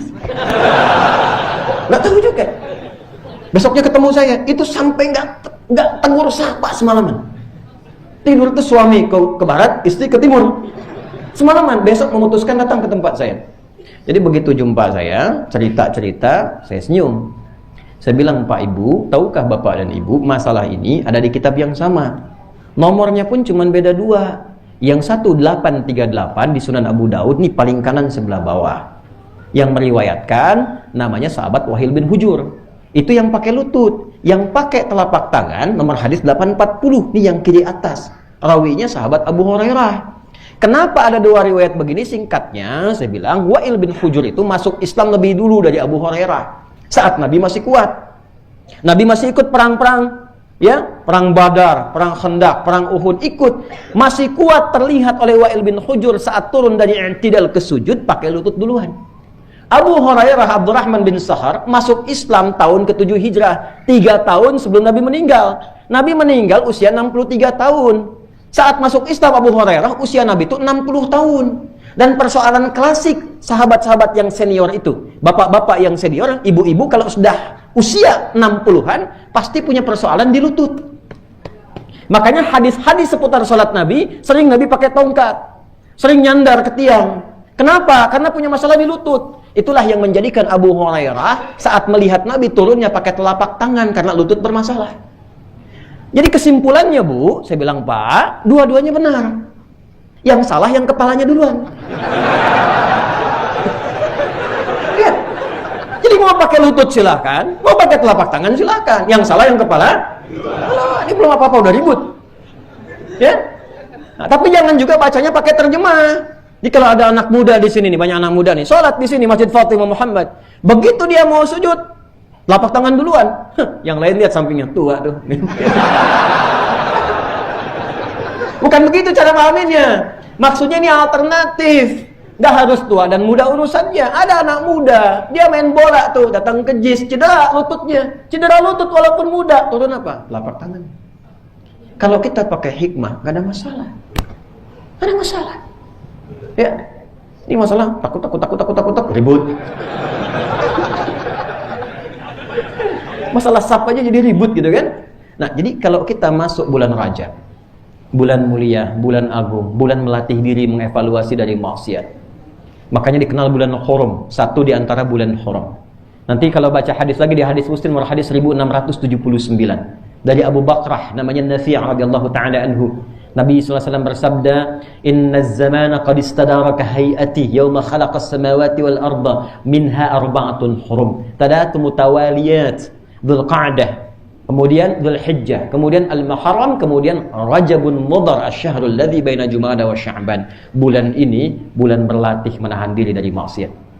Maaf, fatwanya Ibnu Abbas radhiyallahu taala anhuma, kalau ada sengaja muslim berbuat maksiat di bulan ini, Rajab khususnya bulan haram, maka dosanya 2 kali lipat dari hari-hari biasa. Nah, karena itu kita evaluasi diri dari ujung kepala sampai ujung kaki. Yang pertama, dapatkan ilmu hikmah. Ya, melihat orang lain bi'aini rahmah. Bi'aini rahmah, dengan pandangan sayang. Saudara kita, kerabat kita, kalau ada salah jangan dieksploitasi kesalahannya. Didoakan terlebih dahulu. Mungkin itu ditempatkan jadi tetangga Anda supaya Anda mendoakannya. Ada orang tinggal dekat masjid, rumahnya samping masjid, cuman 5 meter dari masjid. Tawaknya ngadep ke rumah dia begini tuh. Tapi dia belum ke masjid. Hukumnya apa? Bakar rumahnya, bakar aja. Hukumnya ajak dia ke masjid. Doakan di malam hari. Sentuh. Habis itu datangi dengan baik-baik. Ustaz, ada satu kisah nih. Satu komplek mewah. Masjidnya bagus. Database-nya 90% muslim. Tapi yang ke masjid satu saf kurang. Disampaikan pada saya bilang begini, dah, nanti hari Sabtu habis subuh, database itu saya lihat kita kunjungin satu-satu, tapi antum bawa beli buah dulu nih malam. Dibuat. Habis subuh, besok salat subuh nggak ada ceramah, datengin. Assalamualaikum Pak, Waalaikumsalam. Tumben katanya, apa? Mohon maaf, kami kira Bapak sakit, tadi nggak ada di masjid. Iya ada buah. Itu zuhurnya nggak ditungguin, nggak ditengokin, datang. Setelah itu penuh. Itulah hikmah. Itulah hikmah. Ya, menempatkan sesuatu sesuai dengan tempatnya. Pulang dari sini, yang ibu itu ibu antum. Antum tuh anak. Maka bagaimana berkomunikasi kepada ibu supaya beliau senang? Hikmah. Bicara yang benar, yang tutur, yang baik. Hilangkan semua prasangka, berkah turun. Antum yang anak, ada ayah antum, gimana cara bersikap? Orang tua bagaimana bersikap kepada anaknya? Ada ilmunya. Usia 2 sampai menjelang baligh, usia baligh sampai menjelang nikah, usia nikah. Bahkan sekarang ada fikih sampai ke SMP, SMA, rinci. Kapan dipanggil bunai, kapan bunai diperintahkan, kapan diajak dialog. Ayatnya ada semua. Tuh. Pelajari itu. Kedua, iman. Kedua apa? Iman. Bitastin mumtadiin. Ya, hikmatan wa imanan. Malaikat Jibril bawa bejana, isinya hikmah dan iman, diinstal langsung di kalbunya Nabi Muhammad SAW. Dibersihkan dari yang kotor dulu, membersihkan yang kotor, menghilangkan sifat buruk. Rajab itu bulan evaluasi, hilangkan sifat buruk dari ujung kepala sampai ujung kaki. Ya. Nah nanti setelah hilang yang buruknya, yang membimbing bagian tubuh kita itu imannya. Makanya hikmatan wa imanan. Imannya sampai ke kalbu dulu, jangan sampai ke sini, ke lisan. Asyhadu an la ilaha wa asyhadu anna Muhammadan. Itu baru lisan, tembuskan ke hati ke sini. Itu yang dimaksud Quran surah ke-49 ayat ke-14. Qalatil a'rabu amanna qul lam tu'minu ya walakin qulu aslamna walamma yadkhulul imanu fi qulubikum. Masuk ke sini. Kalau iman sudah masuk ke hati, nanti di sini ada sinyal membimbing bagian tubuh semua bersikap. Cara ngeceknya bagaimana iman masuk ke kalbu, ke hati? Nah, nanti pakai Quran surah ke-8 Al-Anfal ayat kedua. Ya, innamal mu'minuna alladzina idza dzukirallahu wajilat. Ciri orang yang sudah punya iman di kalbunya, kata Allah, kalau disebutkan nama Allah, ada konfirmasi getaran dalam hatinya. Karena itu, dalam sehari diperdengarkan nama Allah ke telinga-telinga kita 5 kali sehari. Telinga bahasa Arabnya itu udhun, jamaknya adzan. Maka diperdengarkan lafaz Allah lewat adzan 5 kali setiap pergantian waktu. Bangun tidur subuh, ke siang, ke sore, ke maghrib, sampai ke isya. Diperdengarkan kalimat pertamanya, Allahu Akbar, Allahu Akbar. Nah, kalau iman sudah ada di kalbu, nanti ada konfirmasi, ada getaran. Ya Allah, subuh nanti ya, subuh besok nih. Ya, Allahu Akbar, Allahu Akbar. Jam 4.35 misalnya. Begitu dengar, antum bangun. Ya Allah, sudah azan. Pernah begitu? Nah, itu namanya iman standar. Belum kuat iman standar. Itu Quran surah 4 ayat 103. Ya, innas salata kanat 'alal mu'minina kitaban mauquta. Orang yang sudah punya iman itu tahu waktu salat. Begitu dipanggil, ya Allah sudah adzan. Iman standar. Kerja jam 7 di Jakarta. Dari Tebet ke Jakarta, nyampe jam 7. Kerja jam 7, nyampe jam 7, standar kan? Tapi kerja jam 7, nyampe jam 6 itu istimewa. Ada orang dipanggil jam 4.35, jam 4 dia sudah bangun menunggu panggilan. Tadi kita baca Quran surah 51 ayat 15 sampai 23. Itu kurikulum ahli surga yang akan ditempatkan di taman surga yang sedang beraktivitas di bumi. Kata Allah, ada orang ahli taman surga yang sedang beraktivitas di bumi.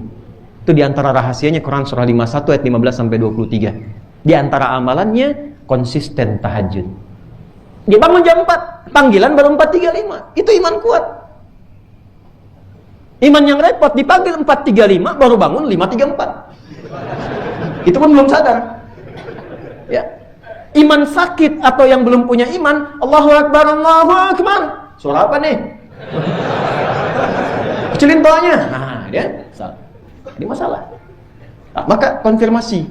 Kalau iman sudah ada, maka wajib kita mengaktifkan sinyalnya. Seperti antum punya handphone. Ada di situ sinyal, tapi kalau handphonenya mati, sinyal nggak tumbuh. Maka antum aktifkan handphonenya, on kan, klik keluar, maka sinyal muncul. Ya, bagaimana melatih sinyal itu supaya kuat? Maka turunlah amal soleh. Disitulah diperintahkan kita sholat, puasa. Karena itu perintah sholat diawali dengan iman. Alladzina yu'minuna bil ghaib wa yuqimunas. Perintah puasa pakai iman dulu. Ya ayyuhalladzina amanu kutiba alaikumus. Kenapa? Karena dengan amal soleh iman terlatih, sinyalnya kuat. Jadi semakin beramal soleh, semakin tinggi nanti imannya. Pancarannya kuat. Kemana aja sinyalnya ada. Nah, sinyal inilah yang membimbing semua bagian tubuh beraktivitas. Antum kalau riset ya, harus rajin riset nih ya. Rajin riset. Ini ciri khas umat Islam itu meriset. Riset semua perilaku tubuh kita dari ujung kepala sampai ujung kaki yang disebutkan di Quran dan hadis. Rata-rata imannya dulu baru fungsinya. Ini mata nih. Fungsinya apa? Melihat kan? Sebelum melihat imannya dulu. Quran surah 24 ayat 30 untuk laki-laki, 31 untuk perempuan. Qul lil mu'minina, ya Muhammad sallallahu alaihi wasallam, viralkan kepada setiap pemilik iman. Terjemahan yang sekarang sesuai, bukan katakan lagi, tapi viralkan. Sebab kalau sudah viral, tinggal like, share, and subscribe. Gak usah komen ya. Karena antum bukan mufasir. Like, share, and subscribe ya. Harus jadi generasi tangguh. Jangan cuma main lato-lato, tak deh. Sebetulnya saya nggak tahu itu. Saya pulang dari Amerika. Begitu saya pulang, nyampe rumah, si kakak tak. Nyampe saya rumah, si kecil yang nomor 4 baru 2 tahun, baru mau 2 tahun di bulan ini. Saya tanya deh, "Adik apa kabar nih?" Buya bertanya-tanya gitu. Saya bilang apa lagi nih?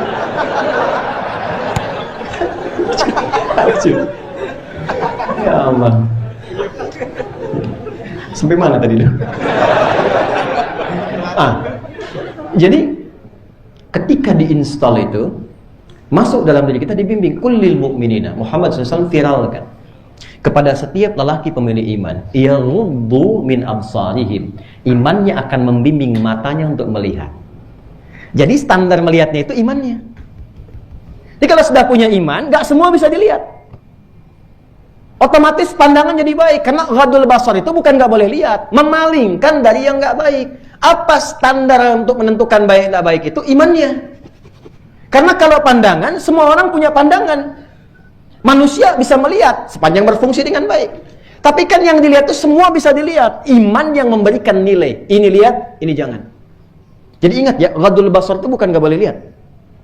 Saya 2002 ke Jogja, ada seorang perempuan naik sepeda. Begitu naik, salah baca tafsir ghadul basar. Dia di pinggir jalan raya, ngelihatnya ke bawah begini. Saya agak khawatir ya, saya pikir ada sesuatu di depan bahaya gitu. Jadi boleh lihat ketika yang dilihat tidak sesuai dengan kualifikasi iman, palingkan. Itu. Perempuannya begitu. Ayat 31-nya kan perempuan. Wa qul lil mu'minati. Katakan pada perempuan-perempuan pemilik iman.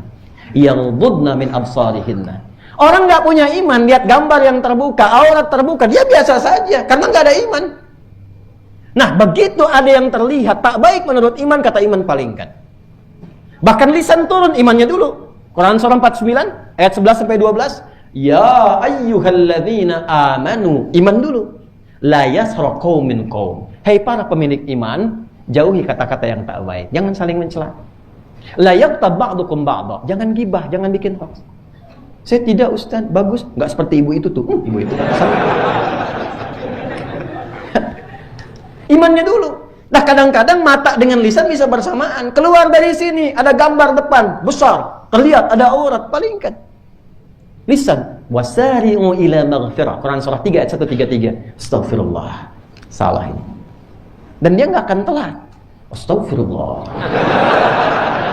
Apa itu astagfirullah? Ah, itulah iman. Ya. Coba kalau semua pakai iman, itu pasti akan akur, baik, lembut, nyaman. Ya, nggak ada yang aneh-aneh. Kadang-kadang menjadi isu karena terusak oleh perilaku. Sekarang penting kita tunjukkan pada dunia, Islam itu tenang, baik, bagus, akhlak yang mulia. Pupus semua kesan bom sana, bom sini, tembak sini, yang nggak sesuai. Hati-hati ya, kalau ada yang seperti itu, langsung tinggalkan. Itu nanti babnya hadis Muslim. Ada orang di penghujung masa ngaku Muslim, saya bacakan hadisnya. An Abi Hurairah radhiyallahu taala anhu qala Rasulullah sallallahu alaihi wasallam. Satu kali saat sahabat sedang ngaji dengan Nabi sallallahu alaihi wasallam, Nabi bertanya, "Atadrunal muflis? Tahukah kalian orang yang bangkrut di akhirat nanti?" Qulna ya Rasulullah, al-muflisu fina ma la dirham lahu wa la mata'. Ya Rasulullah, menurut kami orang bangkrut itu yang tak ada uang sepeser pun, tak ada aset sedikit pun. Logis menurut hukum dunia. Kata Nabi, al-muflisu min ummati, orang bangkrut dari umatku itu. Nabi tidak mengatakan umatnya Musa dan Isa, tapi ada yang mengaku umatnya Rasulullah divonis bangkrut oleh Nabi saat kembali ke akhirat. Ya'ti yaumal qiyamati bi salatin wa siyamin wa zakatin. Pulang ke akhirat dapat catatan amal, rajin salatnya, rajin puasa, rajin zakat. Wa ya'ti qad syatama hada. Cuman sayang, rajin juga mencela orang. Hati-hati tuh. Ya, antum ngaji, ikut pengajian, ada Qur'annya, ada sunnahnya, belajar, tapi pulang dari situ sering mencela orang. Wa qadhafa hada, nuduh orang. Wa daraba hada, senangnya kelahin dulu. Wa safaka dama hada, puncaknya ada yang menyebutkan nama Allah, bersamaan dengan itu melakukan tindakan yang sangat dilarang dalam Islam, menumpahkan darah. Nyebut nama Allah dengan bab yang tidak dibenarkan, bukan fikihnya. Dan kita tidak ingin terulang ya waktu kejadian bom Jalan Tamrin tuh. Saya di Lampung tuh. Ya Allah, pertanyaan pertamanya, Ustaz, apakah bom di Jalan Tamrin termasuk jihad fisabilillah? Saya menghela nafas, saya bilang, Pak, sependek pengetahuan saya, jihad fisabilillah itu adalah jihad di jalan Allah, bukan di Jalan Tamrin.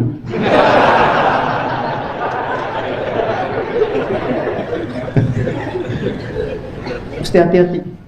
Ya. Nah, iman ini membimbing. Sekarang kalau pejabat punya iman, bawa nih ke institusi, imannya ada, dia akan mengontrol perilaku bagian dirinya untuk tetap berbuat baik, amal saleh. Karena iman itu pasangannya amal saleh. Paling gampang deh ya, baca surah 103. Ya, favoritnya kan di juz amma itu kan, kalau bukan surah 103 Al-Asr atau sesuai wajah. Kalau kul-kul wajahnya kan bacanya kul-kul 3 terakhir itu kan. Ya, wal 'asr innal insana lafi illal ladzina iman wa. Jadi kalau iman kita kuat, maka dari ujung kepala sampai ujung kaki pasti sehat. Nggak ada tanda tangan yang dipalsukan. Nggak ada kebijakan-kebijakan yang melanggar bahkan ketentuan yang disepakati. Nggak ada antum dagang dengan menipu. Tidak ada potong-potong ayat dan hadis hanya untuk menyenangkan atau mencari duniawi. Semua dicari untuk ridha Allah, amal saleh. Maka pertemuan malam hari ini cukup satu hadis untuk menunjukkan, pulang dari sini jangan cuma kita kumpul, ya Isra Mi'raj, tapi cuma kita datang, dengar, makan, pulang, selesai. Imannya di mana? Apalagi datangnya ke majlis. Ini majlis loh. Apa itu majlis? Majlis itu dari kata jalasa. Apa jalasa? Bukan duduk. Jalasa itu asalnya bukan duduk.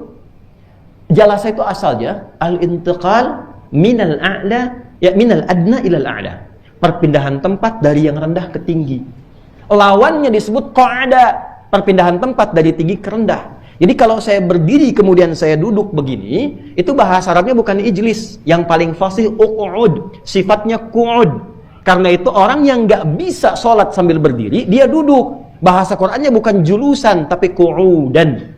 Ya, Quran surah 4 ayat 103, fa idza qadaytumus sholata fadhkurullaha qiyaman wa qu'udan. Quran surah ketiga ayat 191, alladzina yadhkurunallaha qiyaman wa qu'udan. Qu'ud, pindah tempat dari tinggi ke rendah. Antum duduk di karpet, saya minta pindah ke kursi yang tinggi. Fadhal ijlis, sifatnya julus, tempatnya majlis.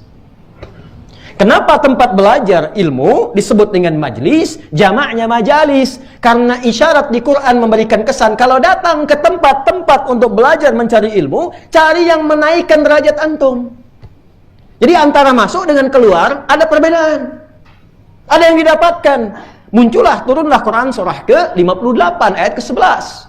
Ya ayyuhalladzina amanu, pakai iman. Tuh ke majlis ilmu itu iman kita dipertaruhkan. Jadi iman tuh menuntun mana tempat yang layak untuk jadi belajar di situ. Ya ayyuhalladzina amanu idza qila lakum tafassahu fil majalis. Bukan maqaid. Jika diviralkan kepadamu, di-share, disampaikan kepadamu, diinfokan, ya, hey, ini ada tempat ngaji bagus nih. Dapat tambahan ilmu, dapat tambahan iman. Maka viralkan itu, sharekan. Kalau yang sudah masuk, luaskan tempatnya supaya semua orang dapat kesempatan yang sama. Nah, ketika dia masuk, dia belajar dengan sifat seperti itu, maka kata Quran, yarfa'illahu alladhina amanu minkum walladhina utul ilma darajat. Sifatnya dua, yang dinaikkan imannya dulu. Nah, antum ini sudah di majlis, bulannya Rajab, pengantar hadisnya iman. Jadi pulang dari sini yang dibawa imannya dulu naik. Ciri iman apa? Amal saleh meningkat, salatnya makin senang. Nambah. Tapi harus pakai ilmu. Ilmunya juga nambah. Kalau iman cuma nambah, ilmu nggak nambah, besok subuh jadi 4 rakaat. Semangat dia. Saya taubat ya Allah, saya berjanji tidak akan mengulangi. Subuh 4 rakaat dia. Kan dulu ada kan kisah PKI itu begitu masuk penjara, ya, saat disidang di mahkamah ditanya, "Saya muslim, berapa subuh?" 4 rakaat katanya. Pakai ilmu. Nah, jadi pulang dari sini bawa iman. Kedua, hikmah. Baik dengan tetangga, baik dengan orang tua. Pulang dari sini yang punya masalah dengan orang tua, selesaikan. Hei. Jangan datang ke sini senang, nyaman, enak, khusyuk, belum selesai dengan orang tua. Hati-hati. Yang punya masalah dengan istri, suami istri, selesaikan. Dengan anak-anak, selesaikan. Berdoa dulu supaya Allah melembutkan hatinya. Ya, setelah lembut hatinya baru bicara dengan baik, dengan nyaman. Ya, dengan pasangan hidup juga begitu. Ya, dengan calon-calon jangan berlebihan. Ya, nih akhwat-akhwat nih, kalau ada laki-laki anak muda bilang aku mencintaimu, nggak usah percaya. Ya, katakan padanya, buktikan kalimat cintamu dengan dituliskannya di buku pernikahan kita berdua. Bikin status tuh. Yang aku butuhkan BPKB kita, buku pernikahan kita berdua. Nah, jadi pulang bawa iman, bawa hikmah. Setelah itu masuklah babnya ke Siti Khadijah, Sayyidah Khadijah dan Abu Talib, paman Nabi dan istri Nabi sallallahu alaihi wasallam. Cuma kalau kita bahas ini bisa nyampe subuh. Sekarang jam berapa ini? Jam 9 nih. Ya, saya bahas sedikit ya, 10 kurang seperempat ya. Saya bahas, kita punya seperempat jam lagi. Jam 11 atau 10? 10 kurang seperempat. Kita seperempat jam lagi selesai ya. Pakati dulu ya. Baik. Sejam. Baik. Fokus selesai. Jadi semangat Isra Mi'raj, praknya itu kalau ingin diangkat oleh Allah. Ini maksudnya. Isra itu diperjalankan, Mi'raj itu diangkat. Kalau antum ingin dibuka oleh Allah lahan kehidupannya, diperjalankan luas, materi bagus, diangkat status, ditinggikan oleh Allah, maka yang pertama bersihkan hati, tingkatkan iman, kuatkan hikmah. Itu pesan pertama. 2, agak cepat. Sebelum Nabi berangkat ini didahului peristiwa yang kedua, meninggalnya istri beliau tercinta Sayyidah Khadijah radhiyallahu taala anha, dan paman beliau Abu Thalib. Saya mau bahas sedikit saja ya, supaya masuk ke bab rumah tangga, karena nanti Isra Mi'raj itu mengajarkan kerukunan dalam rumah tangga. Bab yang keduanya. Siapa Sayyidah Khadijah? Pertama, nasabnya mulia. Ketemu dengan Nabi di Qusay nanti nasabnya. Sayyidah Khadijah binti Khuwailid bin As'ad bin Abdul Uzza bin Qusay. Sayyidah Khadijah radhiyallahu taala anha binti Khuwailid bin As'ad bin Abdul Uzza bin Qusay. Bertemu di Qusay dengan nasabnya Nabi Muhammad sallallahu alaihi wasallam. Muhammad sallallahu alaihi wasallam bin Abdullah bin Abdul Muttalib bin Hashim bin Abdul Manaf bin Qusay. Ya. Nah, kalau sudah jelas nasab ke Qusay, ke Nabi Adam juga jelas. Muhammad sallallahu alaihi wasallam bin Abdullah bin Abdul Muttalib bin Hashim bin Abdul Manaf bin Qusay bin Murrah bin Kilab bin Ka'ab bin Ghalib bin Fihr bin Malik bin Nadar bin Kinana bin Khuzaimah bin Mudrika bin Ilyas bin Nizar bin Mudar bin Ma'ad bin Addan bin Addi bin Adri bin Muqawwam bin Nahur bin Tarikh bin Ya'rub bin Yastub bin Nabit bin Ismail alaihissalam bin Ibrahim alaihissalam bin Adar atau bin Nahur bin Amir bin Kinan bin Arfakhshad bin Sam bin Nuh alaihissalam bin Mikhlail Matushalah bin Kinan bin Anwas bin Tif bin Adam alaihissalam. Ya, singkatnya begitu ya. Nah, coba ulangi. Singkatnya begitu. Jadi satu, secara nasab mulia. Ya, jadi ibunda kita Ummul Mukminin yang pertama Sayyidah Khadijah secara nasab apa? Mulia. Yang kedua, ini yang jarang orang belajar babnya. Bu. Nah, ya. Ibu pulang dari sini, ibu ngaji istri-istri Nabi. Saya kasih rahasia buat ibu malam ini, tapi diantara kita saja ya. Kenapa Nabi dibolehkan menikah dengan lebih daripada 4 istri?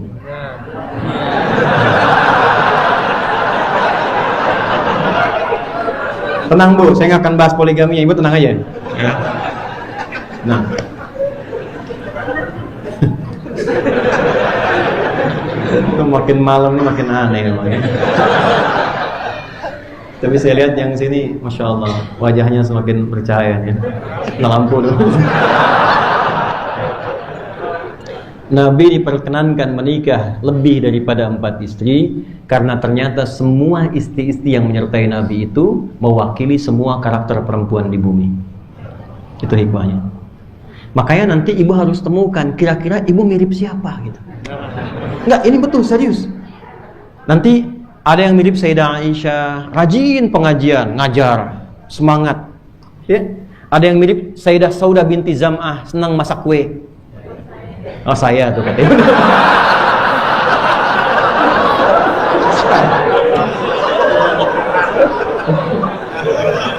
Ada ilmunya, Bu. Itu beliau sudah sepuh, nyambut Nabi masak kue, bikin adonan. Nabi datang ke situ, masih bercanda. Oleh Nabi diambil adonannya, kemudian dicolekkan ke keningnya, ketawa bersama. Dan itu usia udah 70 tahun ke atas. Masih begitu nggak tuh, Bu? Pulang dari sini nyari adonan. Ada yang senang fashion, seperti Sayyidah Zainab. Ya, tampilan indah dan seterusnya. Macam-macam. Tapi yang kayak Sayyidah Khadijah agak susah. Tawa itu. Nih contoh, langsung aja lah. Hadisnya Al-Bukhari, kitabnya Badul Wahyi.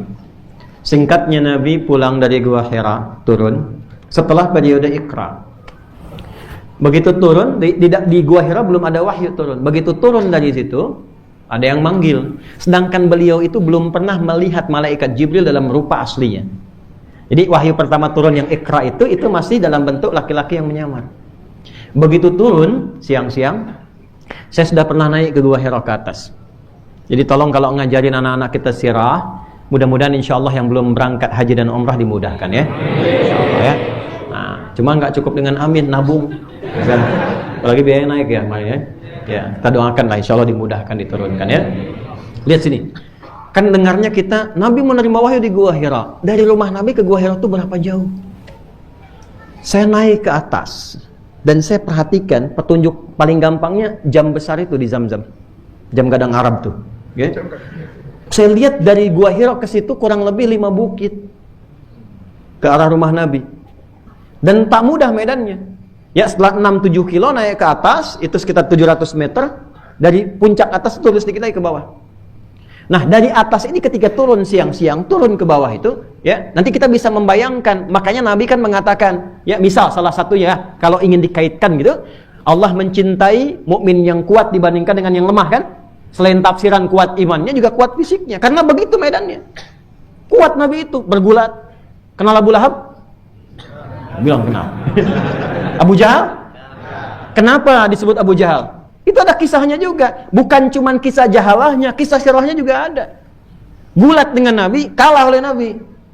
Nembak Sayyidah Khadijah, ditolak. Nabi nggak nembak, ditembak oleh Sayyidah Khadijah. Oh, gitu kan bahasanya? Bahasa orang Tebet ya. Ini ngelamar Sayyidah Khadijah, ditolak, cinta yang tertolak. Nabi dilamar, ya, dari inisiatif Sayyidah Khadijah. Muncullah kemudian dendam kesumat yang membara.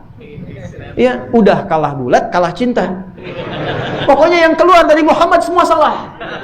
Itu, maka dikenallah dengan jahal. Kalau ada orang bodoh di bapaknya, yang lain nyebut ala amin, ini masih nyalahkan. Nah, itulah kadang-kadang kalau ada 3 masalah utama, salah satunya cinta yang tertolak. Kalau tidak punya iman yang kuat, bisa nekat.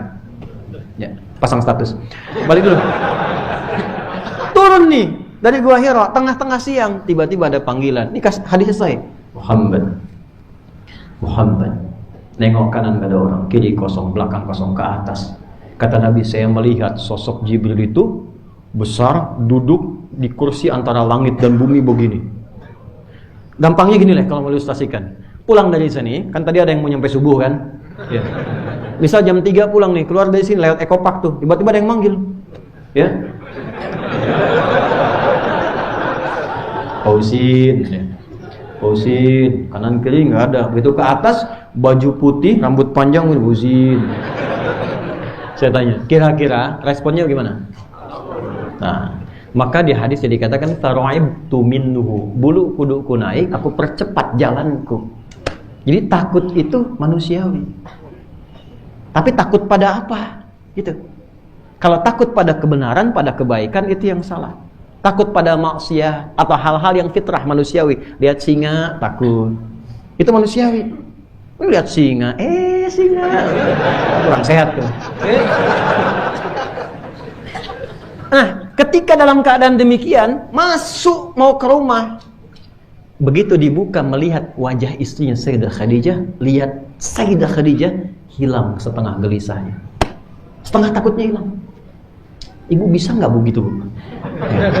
Suami banyak kerjaan, luar biasa capek, di tengah jalan pampim-pampim macet, sampai ke rumah lihat ibu setengah masalah hilang, setengah Khadijah ibu. Tapi begitu lihat ibu masalah baru ya. Masuk dalam kamar, zammiluni, selimuti aku. Lihatlah kalimatnya. Kalau bahasa kita, suamiku sayang, engkau itu orang baik, penyambung silaturahim, suka berbagi dengan orang, berbuat banyak kebaikan. Kalau dalam kalimat kita, yakinkan pada jiwamu yang paling dalam, aku akan bersamamu dalam suka dan duka. Sayyidah Khadijah.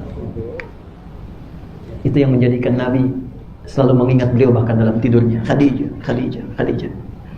Ketika Sayyidah Aisyah bertanya dengan kecemburuan kebaikannya, karena ingin meniru Sayyidah Khadijah itu, maka Nabi keluar kalimat yang sangat indah. Dia beriman ketika banyak orang ingkar. Dia merelakan semua hartanya untuk membantu dakwahku. Dia yang dikaruniai anak-anak yang menyertaiku. Ya. Maka Khadijah.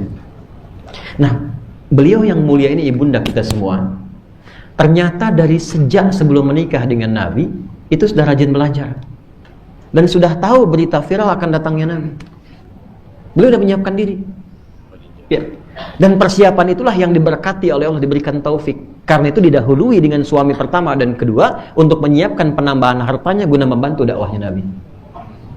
Nah, jadi hikmah pertamanya adalah bulan Rajab kalau kita ingin kaitkan dengan peran Sayyidah Khadijah yang membela Nabi sampai dengan meninggal nanti, sebelum kita masuk ke fase meninggalnya, ibu sebagai seorang istri atau antum, saya, kita sebagai seorang suami, manfaatkan bulan ini untuk saling mengenal satu dengan yang lain. Ya.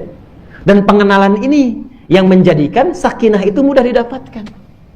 Jadi kalau sudah kenal karakter, oh ini kalau cemberut, jangan ditanya dulu, tenang dulu, bikinkan kue, bikinkan teh, nanti nanyanya jam sekian. Paham? Tapi kalau nggak paham karakter, datang pulang dari kantor, ya, tiba-tiba dibuka, papa, diam kamu. Wah, kenapa pak? Kamu lagi, repot. Ya, nanti belajar bab juga pak. Kenapa nanti zaman Nabi, para sahabat tuh kalau berangkat dari masjid, pulang mampir masjid. Itu ada hikmahnya. Kenapa kalau pulang kantor mampir masjid? Cari masjid dekat rumah. Apa hikmahnya? Supaya mengembalikan ketenangan jiwa. Karena masjid itu tempat menenangkan. Beda antum masuk masjid dengan rumah sendiri, tenang ke masjid. Masuk saja sudah tenang.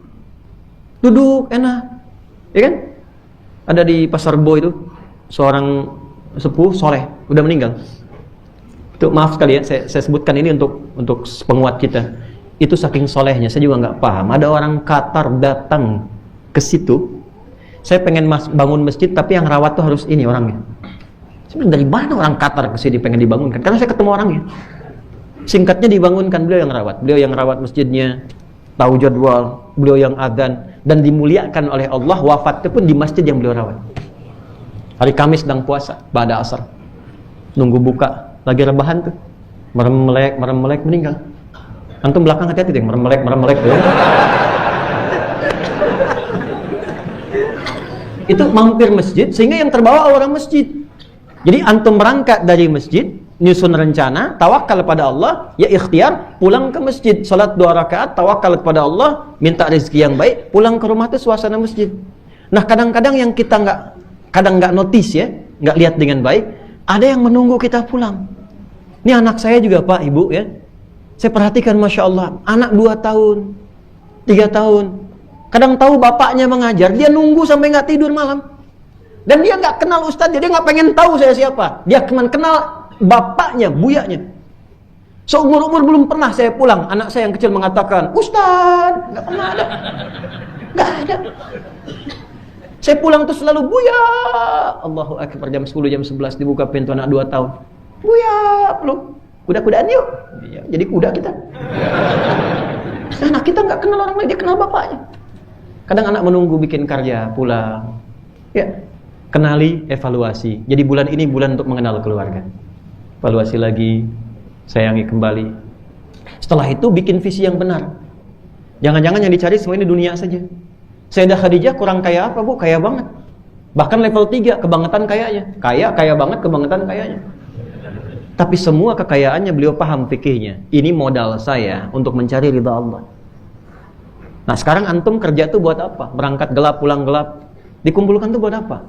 Pulang antum cek lagi, itu kan dihisab semua tuh. Punya pakaian berapa? Buka lemari pakaiannya.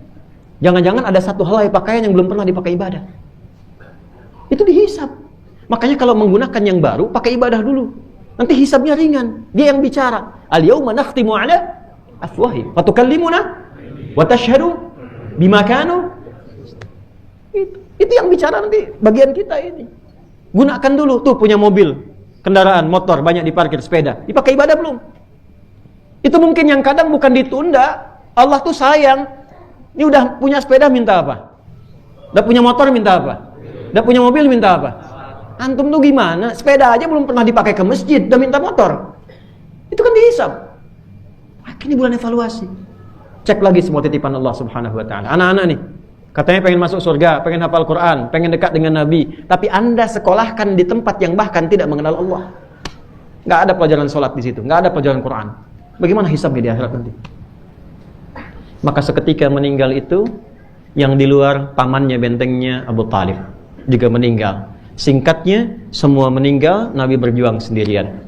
Saya tutup babnya, ya saya langsung ingin pada 2 kesimpulan. 1, kadang-kadang kita punya orang dekat dan kehilangan itu, dan menjadikan jalan kita lebih berat. Tapi fikih Isra Mi'raj mengajarkan, kadang-kadang kalau ada yang terdekat di antara manusia pergi dan hilang dari kita, boleh jadi itu tanda sayang dari Allah karena ingin membantu kita langsung. Allah lakukan, tidak melalui perantara makhluk lagi. Jadi kalau Anda, maaf ya, proyek hilang, ya, ada sesuatu yang disayang hilang, boleh jadi Allah ingin mengganti dengan yang lebih baik langsung dari Allah, tidak melalui perantara manusia. Jelas? Baik. Yang terakhir, yang keduanya, setelah itu beliau ke Taif, merasa menemukan untuk orang-orang yang mendukung beliau. Nyampe ke sana tiba-tiba dilempari. Dilempar pakai batu berdarah-darah. Dibentengi oleh anak angkat beliau, ya Zaid bin Harithah radhiyallahu taala anhu. Singkat, berdarah, istirahat di bawah naungan satu pohon.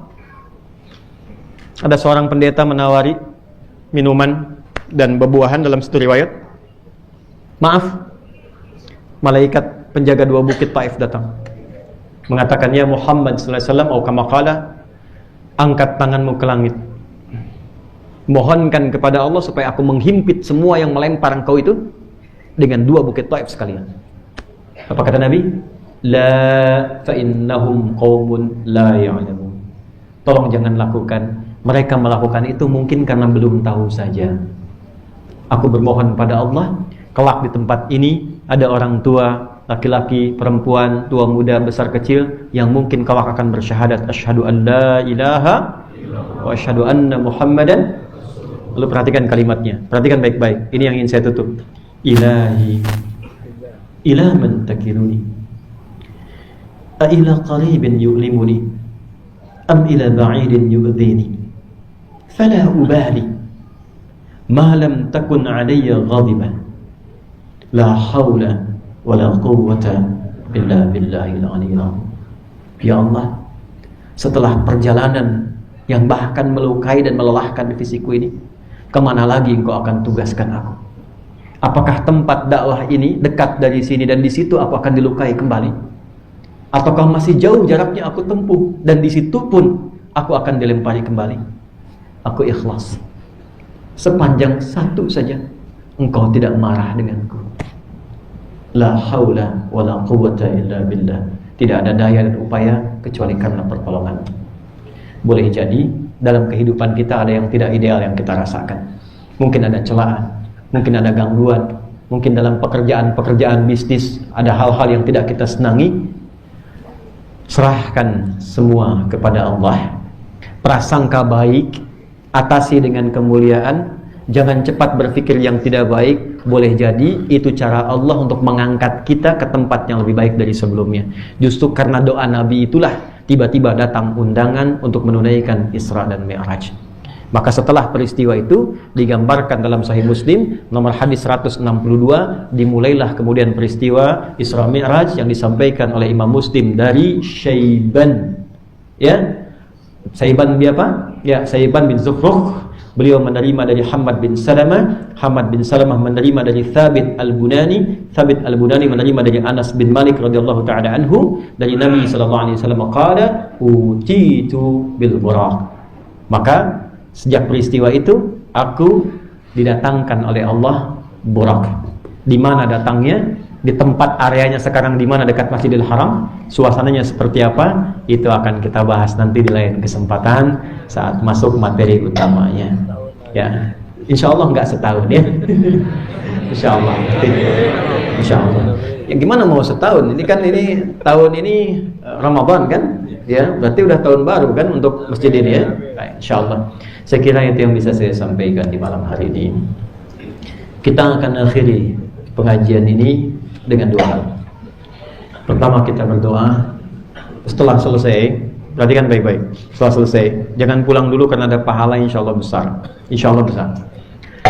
Kita akan tertib, bikin saf yang rapi. Tidak harus seukuran lebar. Rapikan. Kita akan salat ghaib untuk saudara-saudari kita yang kembali meninggal sesuai dengan ajalnya kembali kepada Allah dalam musibah di Turki dan sebagian Syria. Kita akhiri dengan doa dulu. Mudah-mudahan doa kita diterima dan dijawab oleh Allah Subhanahu wa taala. Alhamdulillahi rabbil alamin. Allahumma nahmaduka tamamal hamdi kama 'allamtana an nahmadaka wa nashkuruka tamama syukrika kama 'allamtana an nashkuraka antal muqaddim wa antal muakhir bi yadikal khair innaka 'ala kulli syai'in qadir. Allahumma salli wa sallim 'ala habibikal karim rasulikal mustafa al amin sayyidina Muhammadin wa 'ala alihi wa sahbihi ajma'in.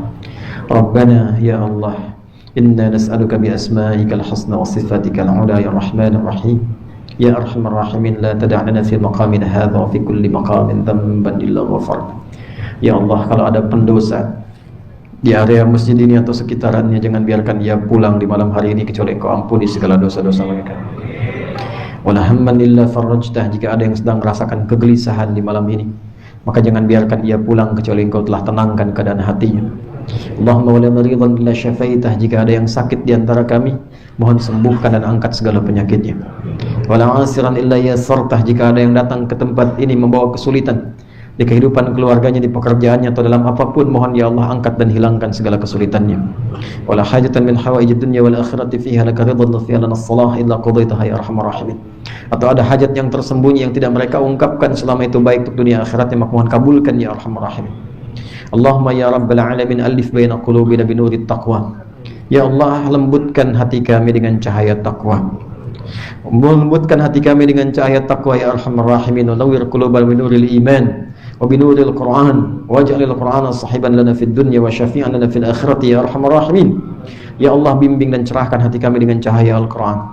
Jadikan Al-Qur'an sebagai sahabat kami di dunia dan syafaat kami di akhirat kelak ya arhamar rahimin. Allahumma ya Allah iltaf qalbal awsat. Allahumma hdihim ya arhamar rahimin liyatubu ilaika fi hadhihi al-lailati taubatan nasuha. Ya Allah, mohon sentuh hati-hati pelaku maksiat di malam hari ini agar mau bertobat ya Allah sebelum mereka wafat kembali kepadamu.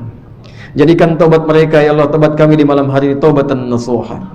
Allahumma tubna ilaika taubatan nasuha waj'al baqiyata hayatina hayatan thayyibah wa akhir wafatina husnal khatimah. Ya Allah, jadikan sisa hidup kami ya Allah lebih baik daripada sebelumnya, dan bila pun kami wafat di malam hari ini, jadikan wafat kami husnul khatimah. Allahumma khaffif lisanana linaqula kalimat at-tauhid la ilaha illallah Muhammad. Ya Allah, mohon ringankan lisan kami dalam sakaratul maut kami untuk mengucap kalimat la ilaha illallah Muhammad. Wa ajib kalimatana bil qawlika ya ayyatuhan nafsul mutmainnah irji'i ila rabbiki radiyatan mardiyah fadkhuli fi ibadi wadkhuli jannati. Maka mohon ya Allah, jawab kalimat kami dengan panggilanmu yang indah, hai jiwa-jiwa yang tenang. Cepat pulang kepadaku. Aku ridha dengan amalmu, engkau pun akan ridha dengan pemberianku. Jadi golongan hambaku yang telah aku siapkan surga untukmu. Allahumma shtaqna bi Rasulillah sallallahu alaihi wasallam. Ya Allah, kami merindukan Rasulullah sallallahu alaihi wasallam. Lam narahu ya Allah walau fil manam wa lam na'ish ma'ahu ya Allah fid dunya. Kami bahkan tak mampu menatap beliau di alam mimpi kami ya Allah. La tudayyi' lana al-fursah naltaqiya bihi yawmal qiyamati fi jannatika an-na'im ya arhamar rahimin fi hawdhihi ya rabbal alamin. Maka mohon jangan hilangkan kesempatan bagi kami ya Allah untuk bersua dengan Rasulullah di surga bukan. Jangan hilangkan kesempatan bagi kami untuk disambut Rasulullah di telaga Kautsar beliau ya Allah. Allahumma ya arhamar rahimin barik umat Muhammad sallallahu alaihi wasallam. Ya Allah, berkahi umat Rasulullah sallallahu alaihi wasallam. Waj'alna min ikhwanihi ya Allah, jadikan kami termasuk saudara-saudara Rasulullah sallallahu alaihi wasallam. Allahumma aslih lana ya Allah, aslih ailatana, azwajana ya Allah, wa auladana. Ya Allah, mohon perbaiki pribadi kami menjadi lebih baik. Pribadi kami ya Allah, perbaiki keluarga kami lebih baik. Idza kana hunalika min ba'dil ma'siyah fi azwajina bisababina ya Allah fatubna ilaika ya arhamar rahimin. Kalau ada istri kami berbuat maksiat karena kelalaian kami, mohon ampuni dosa kami ya Allah. Kalau anak-anak kami berbuat maksiat karena kelalaian kami sebagai orang tua, maafkan kami ya Allah. Khafif hisabana yaumal qiyamah. Allahumma ya arhamar rahimin. Allahumma ya arhamar rahimin, irhamna ya Allah warham ya Allah ummat Muhammad sallallahu alaihi wasallam fi kulli makan wa zaman. Wa taqabbal jami' amalina salihah ya Allah. Allahumma ighfir ya Allah. Allahumma ighfir jami'al muslimin wal muslimat al-amwat wa khasatan ya Allah ibadaka ya arhamar rahimin fi Turkiya was Suriya. Ya Allah, mohon terima amal saleh hamba-hambamu yang kembali kepadamu ya Allah dalam musibah gempa di Turki dan Syria. Allahumma ihfadz biladal muslimin wahidna ya Allah, janibna minat tafraqah. Ya Allah, jaga semua negeri-negeri insan beriman, satukan kami dalam kekuatan kebaikan, jauhkan kami dari perpecahan ya arhamar rahimin. Warda biladana Indonesia ya arhamar rahimin. Ya Allah, ridai negeri kami Indonesia.